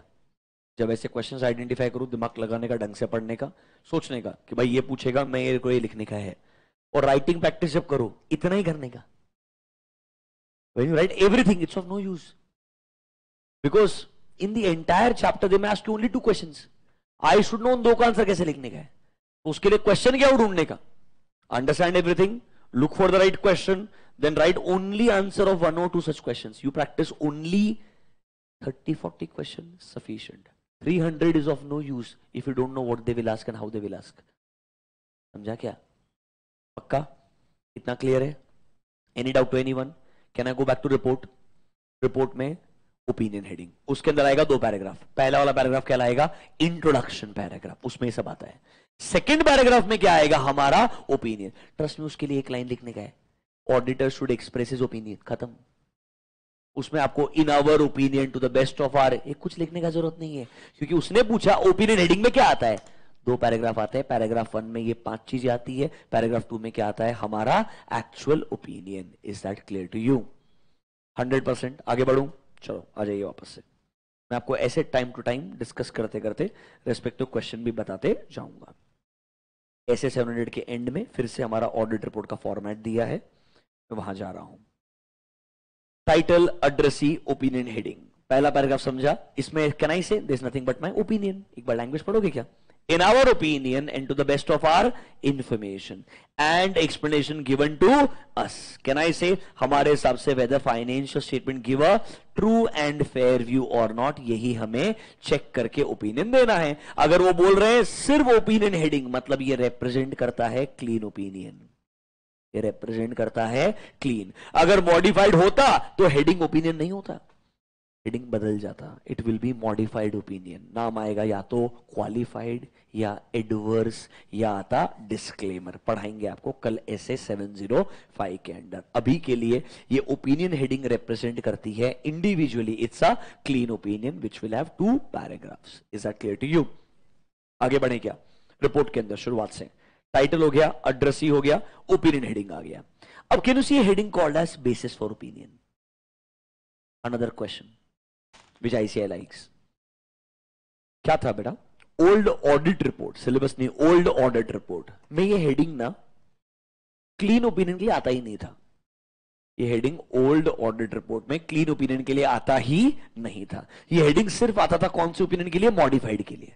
अब ये रिवाइज ऑडिट रिपोर्ट फॉर्मेट में ये पैराग्राफ बनाया है, और ये पैराग्राफ हर ऑडिट रिपोर्ट में आएगा, चाहे आप कोई सा भी ओपिनियन दो. मतलब this paragraph will come as it is in every audit report, चाहे वो क्लीन है चाहे वो मॉडिफाइड है. तो हेडिंग का नाम क्या है? Basis for opinion. मतलब सर आप जो भी ओपिनियन देंगे उसका बेसिस क्या है? How did you arrive at this opinion? ये आपको लिख के देना पड़ेगा. कुछ याद है क्या? एनीवन? क्या आएगा इसमें? थोड़ा बहुत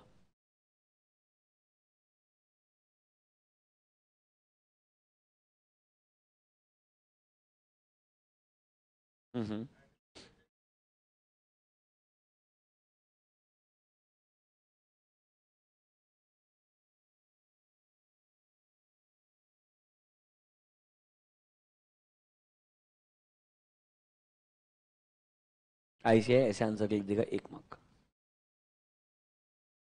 प्रॉब्लम यही है. मेरा बात सुनो बार बार. मैं जब वापस में आपका क्रिटिक नहीं हूं, मुझे आपको बुरा नहीं फील करवाना. मेरा ऑब्जेक्टिव है तुम्हें बताना where you go wrong. Sometimes when you understand, you still go wrong. This is why 90% are not able to cross the line. The line I'm talking about by ICI. आपको ये समझना जरूरी है, जब वो बहुत स्पेसिफिक पूछ रहा है कि बेसिस फॉर ओपिनियन में क्या आएगा, ये गलत है, ऐसा पूछना ही नहीं चाहिए. I agree with you.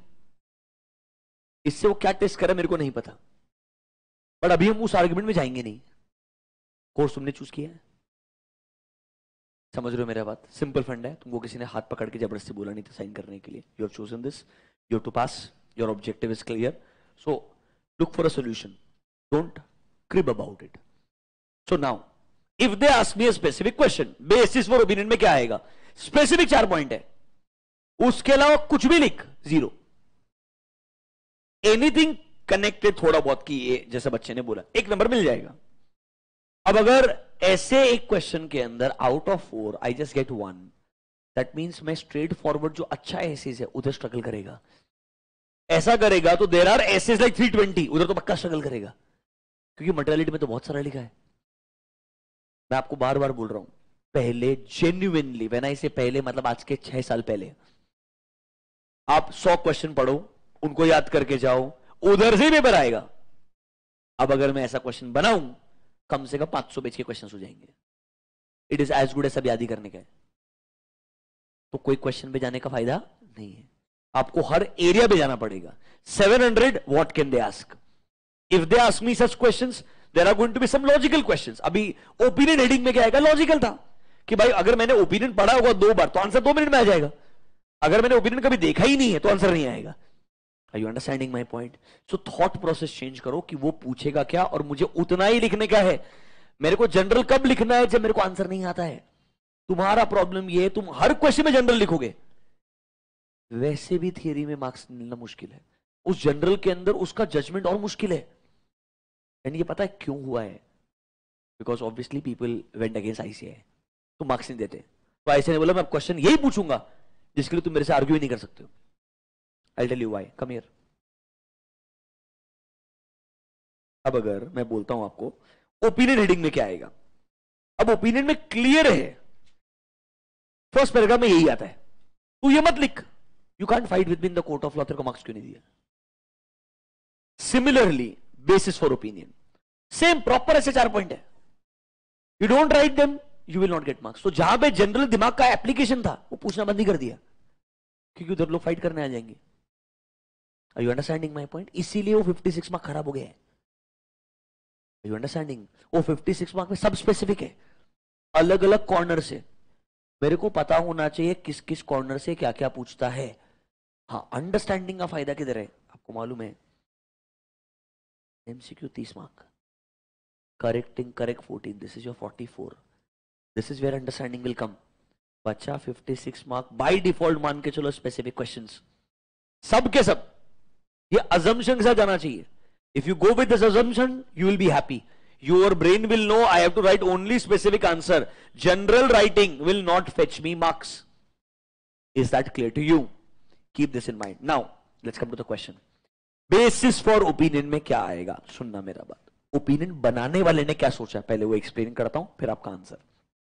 हमने बोला, अपने क्लीन ओपिनियन दिया. एक बात बताओ, ओपिनियन तक आने से पहले क्या मैंने ऑडिट करना चाहिए था as per SAs? I should fulfil my responsibility that मैंने ऑडिट करना चाहिए था एज पर एसेस. तब जाके मैं बोल पाऊंगा ना मेरा ये ओपिनियन है. मेरे ओपिनियन का बेसिस पहला यही होता है, that I should conduct my audit. And how should I conduct my audit? As per standards on auditing. तो इधर पहला पॉइंट यही आएगा कि ऑडिटर ने ऑडिट कंडक्ट किया है in accordance with standards on auditing. Is that clear to you? अच्छा, मेरी ये जो रेस्पॉन्सिबिलिटीज होती है ऑडिट रिपोर्ट में एक पैराग्राफ में आती है, उस पैराग्राफ का नाम होता है ऑडिटर्स रेस्पॉन्सिबिलिटी पैराग्राफ. क्या होता है? Auditors responsibility paragraph. इधर वो बोलेगा कि भाई मैंने ऑडिट किया है एज पर एसेस, तुझे मेरी रेस्पॉन्सिबिलिटीज डिटेल में जाननी है तो उसके लिए एक अलग हेडिंग में जाना पड़ेगा. ये आंसर लिखने वाले ने आईसीआई के बारे में नहीं सोचा, उसने यूजर के बारे में सोचा कि if a user is reading the report, user should know I conducted the audit as per SS. You want to read more about my responsibility, go to a paragraph. What paragraph? Auditor's responsibility paragraph. तो मुझे reference देना पड़ेगा, मेरी ज्यादा details कहां मिलने वाली है रेस्पॉन्सिबिलिटी की? ऑडिटर्स रेस्पॉन्सिबिलिटी पैराग्राफ में मिलेगी। बराबर है कि नहीं है? अच्छा एक बात बताओ, ओपिनियन तक आने से पहले what kind of audit evidence you need? Sufficient and appropriate audit evidence. तो हमें बोलना चाहिए ना, हमने ओपिनियन तक आने से पहले हमें लगता है sufficient and appropriate audit evidence obtain किया है, वो मुझे मिला है इसलिए क्लीन दिया है। अरे वो मुझे मिला है एविडेंस इसलिए मैंने क्या दिया है? क्लीन दिया है। अगर वो मेरे को नहीं मिला होता तो मैं क्लीन तक कैसे आता था? कहने से मेरे को मॉडिफिकेशन देना पड़ता। अरे हाँ या ना? ये थर्ड पॉइंट है। वो एक ही पैराग्राफ में 4 सेंटेंसेस है। फोर्थ सेंटेंस क्या है? मैं इंडिपेंडेंट हूं एंड एथिकल हूं, बट कैसा? कैन आई से ये एथिकल रिक्वायरमेंट्स कहीं डिफाइंड होगी? ये एथिकल रिक्वायरमेंट्स कहीं डिफाइंड होगी? थोड़ा सोचो। लॉ के अंदर सेक्शन 141 एलिजिबिलिटी, क्वालिफिकेशन, डिस्क्वालिफिकेशन, बराबर है कि नहीं है? एथिक्स कहां पर है? चार्टर्ड अकाउंटेंट्स एक्ट में है। तो आईसीआई का जो कोड ऑफ एथिक्स है, कंपनीज एक्ट का जो प्रोविजन है, उन सब के हिसाब से जो जो एथिकल रिक्वायरमेंट्स है वो सब मैंने कंप्लाई किया है। And I am writing it to you, मैं लिख के बोल रहा हूं कि मैंने ओपिनियन तक आने से पहले इंश्योर किया है कि मैं कंप्लीटली इंडिपेंडेंट हूं, एथिकल हूं, ये सब कुछ कंप्लाई किया है और फिर मैंने ओपिनियन दिया है। This is the basis for my opinion. If you don't write all this, you get 1 mark. That is like complimentary. बात समझ में आया क्या? हर चीज पढ़ते वक्त मैं आपको जेन्युइनली बोल रहा हूं, अज्यूम कर लो you need to become an expert in the subject, then only you will be able to clear. एक बात और, इंटरमीडिएट में जो आप पढ़ रहे हो, सेम एक्सपेक्टेशन फाइनल में है, same standards with other standards जो बचे हुए हैं, मिला के वेटेज 60 मार्क्स है। मतलब इधर का 50 और उधर का 60, 110 तो तुमको जिंदगी में लिखना ही पड़ेगा सीए बनने से पहले। Is that clear to you?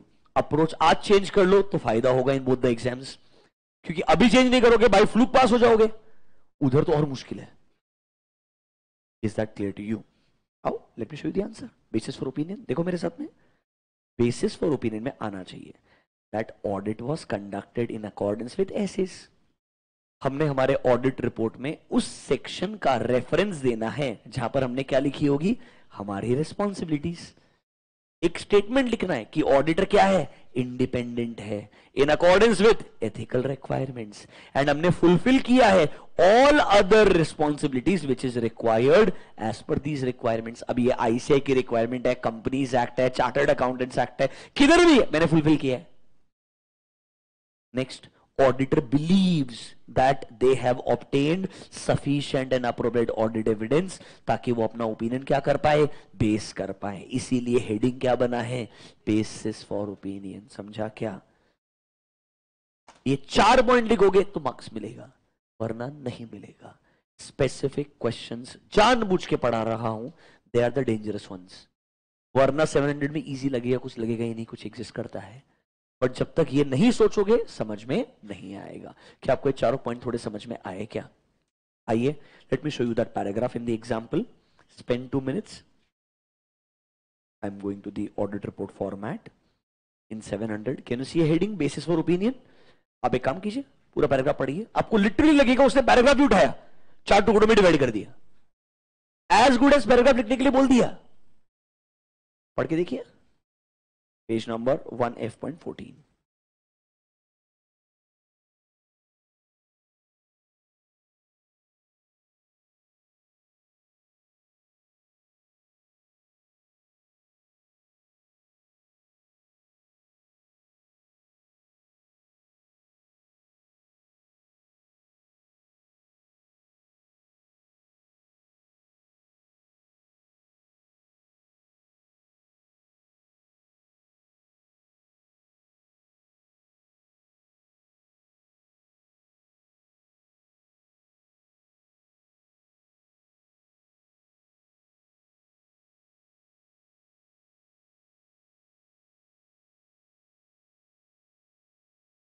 Same चीज लिखा है कि नहीं लिखा है? बिल्कुल उसी को उसने बस पॉइंट्स में डिवाइड कर दिया, कुछ भी नहीं है वो।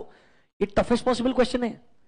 ये दोनों क्वेश्चन फाइनल में कम से कम 4-5 बार रहे, इंटर के अंदर सेम एटलीस्ट 3 बार रिपीट हुआ है। I am just telling you, you need to have the right approach, that's it. अब इसमें ना आर्ग्यू मत करो, ऐसा क्यों है, ऐसे क्वेश्चन का ऐसा आंसर आना पड़ता, बात खत्म। समझ में आया क्या? क्योंकि अभी आर्ग्यूमेंट करने का टाइम नहीं है अपने पास में। Is that clear to you? अच्छा सुनो, अब एमसीक्यू में क्या क्वेश्चन पूछ सकता है जो मेरे को लगता है परेशान। एमसीक्यू के लिए कुछ और नहीं करना होता, कोई बोलता है ना प्रैक्टिस, कोई प्रैक्टिस की जरूरत नहीं है। I am being honest, live directly बोल रहा हूं तुमको मैं, बकवास है। बिकॉज मुझे एक बात तो, तूने 500 प्रैक्टिस किया, क्या गारंटी सेम क्वेश्चन आएगा? पक्का अलग ही आएगा, मैं लिख के बोलता हूं। और हमको तो आज तक ऑफिशियली एक्सेस मिला ही नहीं है, ऑफिशियली। बराबर है कि नहीं? अभी लोग क्या करते हैं, डिफरेंट स्टोरी। मैंने तो जेन्युइनली नहीं देखा आज तक पेपर, 11 साल हो गया नहीं देखा है। नहीं है तो नहीं है, कोई फर्क नहीं पड़ता। एमसीक्यू करेक्टिंग करेक्ट के लिए कुछ नहीं करना है, पूरा सिलेबस ढंग से पढ़ना है। ढंग से मतलब ढंग से, don't apply any shortcut. You solve the question, 15-20 question sample के लिए सॉल्व करो। ये देखने के लिए मेरे को पढ़ने में कितना टाइम लगता है, मतलब variety should not be your objective. Because I am telling you, you cover the syllabus, 44 mark पूरा का पूरा तेरे को आएगा, लिख के बोलता हूं। क्योंकि हर एक क्वेश्चन मॉड्यूल में से बनता है, सेंटेंस मॉड्यूल का होता है। क्योंकि आईसीआई को डर लगता है कुछ भी अलग हुआ विल फाइल अ केस। पूरा paper line by line module से, ऐसे मॉड्यूल मतलब मैंने खुद ने वही उठाया, बस स्ट्रक्चरिंग चेंज कर दिया, समरीज अपने हिसाब से बना दिया, और कुछ भी नहीं है सब सेम ही। हम अलग लिख ही नहीं सकते, अलाउड ही नहीं है। कुछ अलग लिखेंगे तुम वो लिखने के लिए जाओगे, लग जाएगी। बराबर है कि नहीं है? तो सिंपल चीज, कुछ दिमाग लगाना मत, हर चीज ढंग से पढ़ना सुनना, हर चीज कह रहा हूं सोचना, वो क्वेश्चन क्या बना सकता है, एमसीक्यू क्या बनाएगा वो। इस बार तेरा मॉडिफाइड ओपिनियन है, कौन सा ओपिनियन है? मॉडिफाइड। बेसिस फॉर ओपिनियन में क्या आएगा? If there is a modified opinion, basis for opinion में क्या आएगा? अब ऐसी सिचुएशन बनाएगा और 4 ऑप्शन घटिया वाले लिखेगा। मैं बोलता हूं ऑप्शन की जरूरत ही नहीं है, अगर मेरे दिमाग में क्लैरिटी है ना, तो ऑप्शन कुछ भी हो, ट्रस्ट मी, उनके आधे ऑप्शन बकवास होते हैं। क्योंकि उनको सही आंसर ऑलरेडी पता है, वो उसके अलावा बाकी 3 बना ही नहीं सकते, क्योंकि वो सिचुएशन क्लियर है कि अगर मॉडिफाइड ओपिनियन आएगा तो भी ये पैराग्राफ आएगा, बट ये पैराग्राफ के साथ में एक पैराग्राफ और आएगा, ये एज इट इज आएगा, और मॉडिफिकेशन का रीजन दूसरे पैराग्राफ में आएगा। Late me show you an example.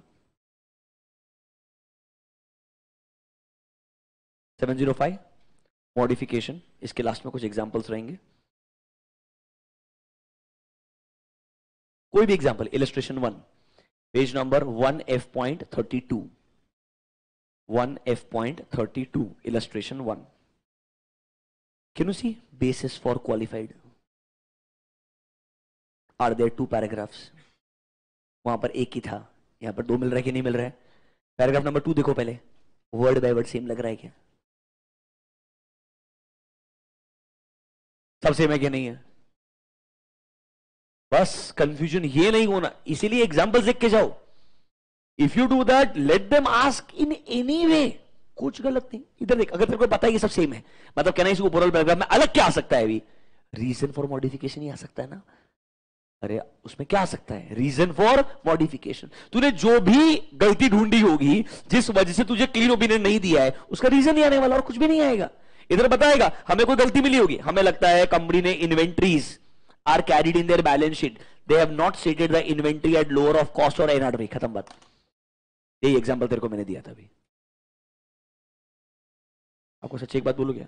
अगर बच्चा सिंसियर हो, सारे एग्जांपल देख के जाए, नॉट एग्जैजरेटिंग, इंटर लेवल पे इवन जो केस स्टडी बेस्ड क्वेश्चन होते हैं वो भी रिपीटेड होते हैं, कहीं ना कहीं वो एग्जांपल लिखा होता है, वही उठाता है, वही बनाता है, क्योंकि वो सरप्राइज चाहता ही नहीं है।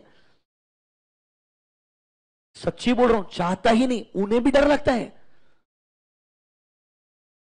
मत मानो मेरा बात, आई am being honest, blunt, because तुमको सही में मजाक लग रहा है। इतना वास्ट है ये सब्जेक्ट, इनकी बस प्रॉब्लम एक ही है, इन्होंने बस एक ही गलती ठीक कर देना चाहिए, प्रॉब्लम 5 साल के बाद। There is no point teaching bank audit, hotel, cinema hall, घटिया इनका answer. Audit should be audit. जैसे फाइनली इतने सालों के बाद अकाउंट्स में समझ में आया अकाउंटिंग साइंस पढ़ाना होता है, इसलिए बोला all AS. After some years they realise, बराबर है कि नहीं है? लिख के बोलता हूं, अगला new syllabus. You might be thinking I am arrogant, I am not. Audit all SAs, खत्म।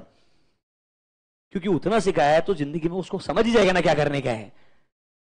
It should be that straight forward.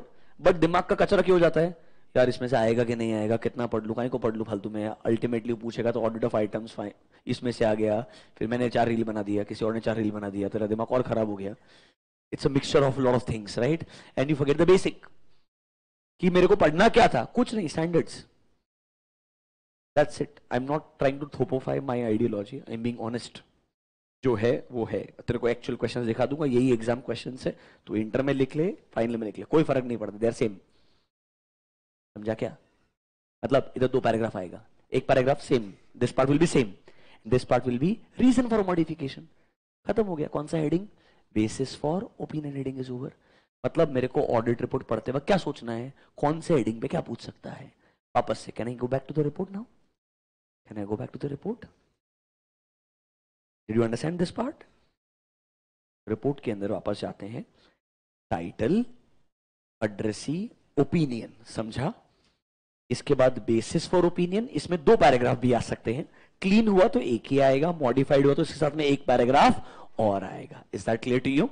अभी कैम क्या होता है नहीं पढ़ते हैं, क्योंकि 701 अलग से पढ़ाऊंगा, की ऑडिट मैटर अपने आप हो जाएगा, ईओएम पढ़ाऊंगा, 706 भी हो जाएगा, ये अलग अलग पैराग्राफ्स। इधर 700 में दिमाग लगा, 700 में इनका आंसर ही नहीं मिलेगा, इनका आंसर कहां मिलेगा? रेस्पेक्टिव एसे के अंदर, तो आज उसके ऊपर दिमाग लगाने की जरूरत नहीं है।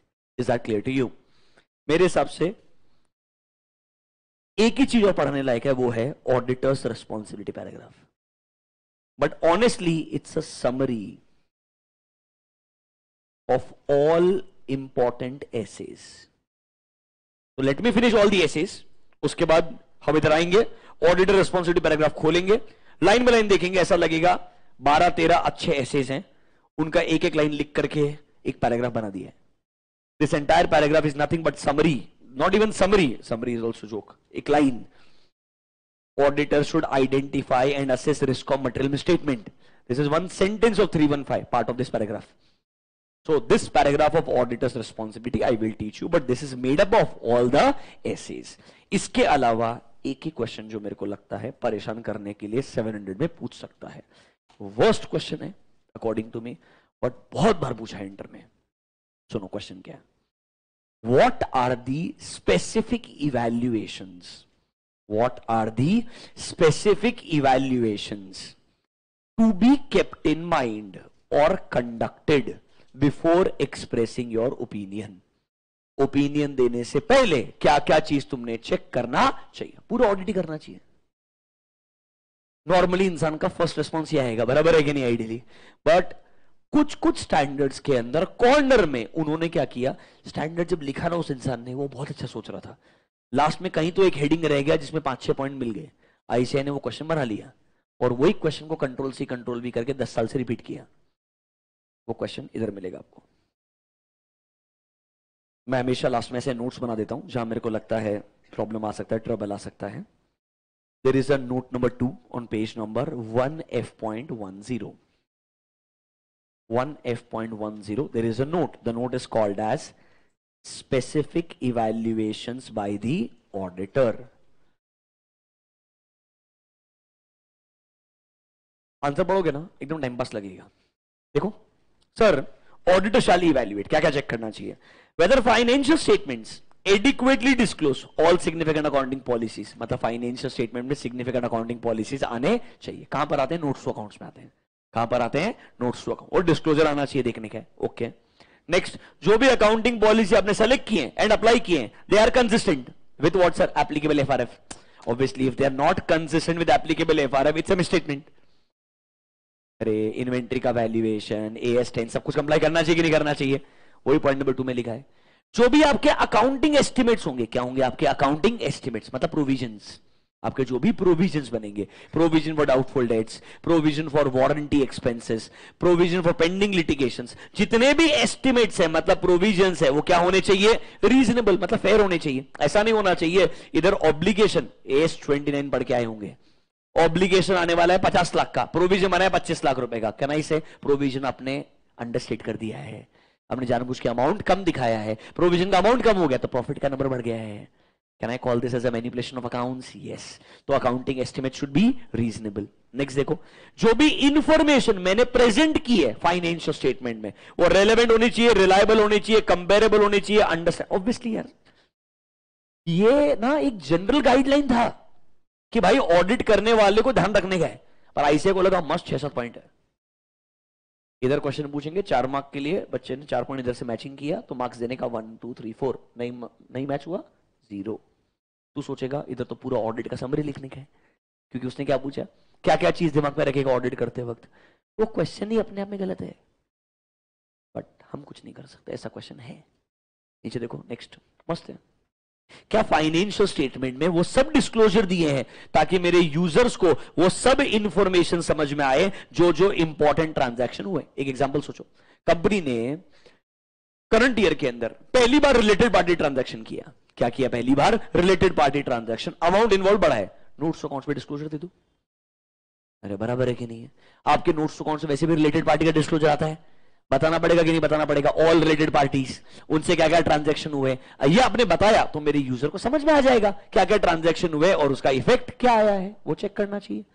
नेक्स्ट देखो, द टर्मिनोलॉजी, जो आपने लैंग्वेज यूज किया है, जो टर्म्स यूज किए पूरे फाइनेंशियल स्टेटमेंट, वो क्या होने चाहिए? अप्रोप्रिएट। मतलब बैलेंस शीट के अंदर current assets, non current assets, क्या ना इसे वही टर्म्स यूज करो ना जो अलाउड है, अपने हिसाब से कोई और वर्ड थोड़ी यूज कर सकते हो। ये जनरल सी चीजें, ये आपको इवैल्यूएट करनी होती है। अब ऐसे क्वेश्चन के लिए कोई अंडरस्टैंडिंग नहीं चाहिए, ऐसे क्वेश्चन के लिए क्वेश्चन ही पता होना चाहिए। तो इसीलिए कुछ कुछ क्वेश्चंस ढूंढने का, उसका लिस्ट बना लेने का कि भाई 700 में सब लॉजिकल था, एक क्वेश्चन ऐसा आएगा जिधर कोई लॉजिक नहीं होगा, specific evaluations by the auditor. ये अभी जनरल सा पॉइंट है, बट वो आपसे पूछ सकता है। ये कुछ ट्रबलिंग क्वेश्चंस रहेंगे, ट्रस्ट में एक अच्छा चीज है, ऐसे क्वेश्चंस बहुत कम हो गए हैं, क्योंकि जैसे जैसे उन्होंने एज पर स्टैंडर्ड लिखना शुरू कर दिया ना चैप्टर को, ऐसे क्वेश्चंस ऑटोमेटिकली डिलीट हो गए, बहुत सारे डिलीट हो गए लिटरली। मतलब मैं बहुत सालों से पढ़ा रहा हूं, बहुत डिलीट हो गए। पहले बहुत ज्यादा थे, एक लिस्ट बना के 50 क्वेश्चन हो जाते थे, अब नए सिलेबस में 10 भी नहीं होंगे। They reach to such a level, मतलब 10 में से प्रोबेबिलिटी 1 आ सकता है। Okay, do you understand this specific evaluation? ये जरूर मेरे को आना चाहिए। 700 में हमने क्या पढ़ा? सबसे पहले टाइप्स ऑफ ओपिनियन, कौन कौन सा? Modified, unmodified. मॉडिफाइड कब कब आएगा? 705 में, कल वापस से बताएंगे भी आपको। सर इसके अंदर हमने पढ़ा ऑडिट रिपोर्ट का फॉर्मेट। सबसे पहले title, this we know. Sir वो हमसे क्वेश्चन क्या पूछेगा? ओपिनियन हेडिंग में क्या आ सकता है? 2 पैराग्राफ आते हैं सर। इंट्रोडक्शन, हमने किस कंपनी का ऑडिट किया, उसमें फाइनेंशियल स्टेटमेंट में क्या क्या ऑडिट किया, कौन सा पीरियड कवर हुआ, फाइनेंशियल स्टेटमेंट में भी हर एक एलिमेंट बताना कि बैलेंस शीट आता है, पीएनएल आता है, नोट्स टू अकाउंट्स आता है, बराबर है कि नहीं है? फिर एक स्टेटमेंट हमने ऑडिट किया है, ये स्टेटमेंट भी आएगा, एंड लास्ट में हमारा क्या आएगा? ओपिनियन आएगा। Is that clear to you? फिर आता है एक heading, basis for opinion. Basis for opinion clean report में भी आता है। 4 चीजें आएगी। We conducted the audit in accordance with SAs. Number 2, हम एज अ ऑडिटर इंडिपेंडेंट है and we have complied with all applicable ethical requirements. Number 3, हमारी responsibilities detail में जाननी है तो उसके लिए आपको कौन सा पैराग्राफ में जाना पड़ेगा? ऑडिटर्स रिस्पॉन्सिबिलिटी पैराग्राफ में जाना पड़ेगा। एंड द लास्ट वन, हमें लगता है, वी बिलीव, कि हमने ओपिनियन तक आने के लिए जो भी एविडेंसेस ऑब्टेन किए हैं वो क्या है? सफिशिएंट एंड अप्रोप्रिएट हैं। ये चारों चीजें हमारे बेसिस फॉर ओपिनियन में आनी चाहिए। एंड सेकेंड पैराग्राफ आ सकता है अगर ये कौन सा ओपिनियन हुआ? मॉडिफाइड। तो हेडिंग बन जाएगा बेसिस फॉर मॉडिफाइड, और 2 पैराग्राफ आएंगे। जनरली पहले पैराग्राफ में मॉडिफिकेशन आता है एंड दूसरे वाले में जनरल कंटेंट आता है, जो हमने अभी जस्ट डिस्कस किया। Is that clear to you? देखो आज थोड़ा हमारा पहला 20-25 मिनट इंट्रोडक्शन में चले गया। कल से होपफुली मेरा टारगेट है every day 1 essay we should be able to clearly cover in detail. कुछ कुछ ऐसे छोटे रहेंगे, जल्दी हो जाएंगे, जैसे 701 वगैरह है, तो हम दूसरे ऐसे के साथ में उसको कनेक्ट भी करेंगे। पहले हम रिपोर्टिंग वाला पार्ट खत्म करेंगे, फिर मैं डायरेक्टली 300 वाले पार्ट पे जाऊंगा, दैट इज द प्लानिंग वाला पार्ट।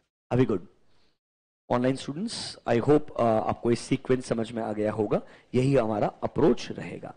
अच्छा ऑनलाइन स्टूडेंट्स प्लीज ऐसा मत समझो मैं तुम्हारा चैट देख रहा है, पर मेरे एक बात समझो, तुम में से कुछ कुछ लोग ना बहुत जनरल चीज पूछ रहे हो, मुझे अप्रोच पता है, तुमने स्ट्रिक्टली ये फॉलो करना है, ज्यादा दिमाग का इस्तेमाल नहीं करना है, कहीं डाउट रहेगा वो मैं पक्का देख करके एड्रेस कर देगा। अभी good. Thank you guys, have a good day, I will see you tomorrow same time 4:30 PM। ठीक है, चलेगा? आपको फ्लो समझ में आ रहा है? आज से पहला ऐसे शुरुआत किया था, कल से मेजर हम पिकअप करना शुरू करेंगे। ठीक है guys, thank you online students, I will see you tomorrow, have a good day, bye bye.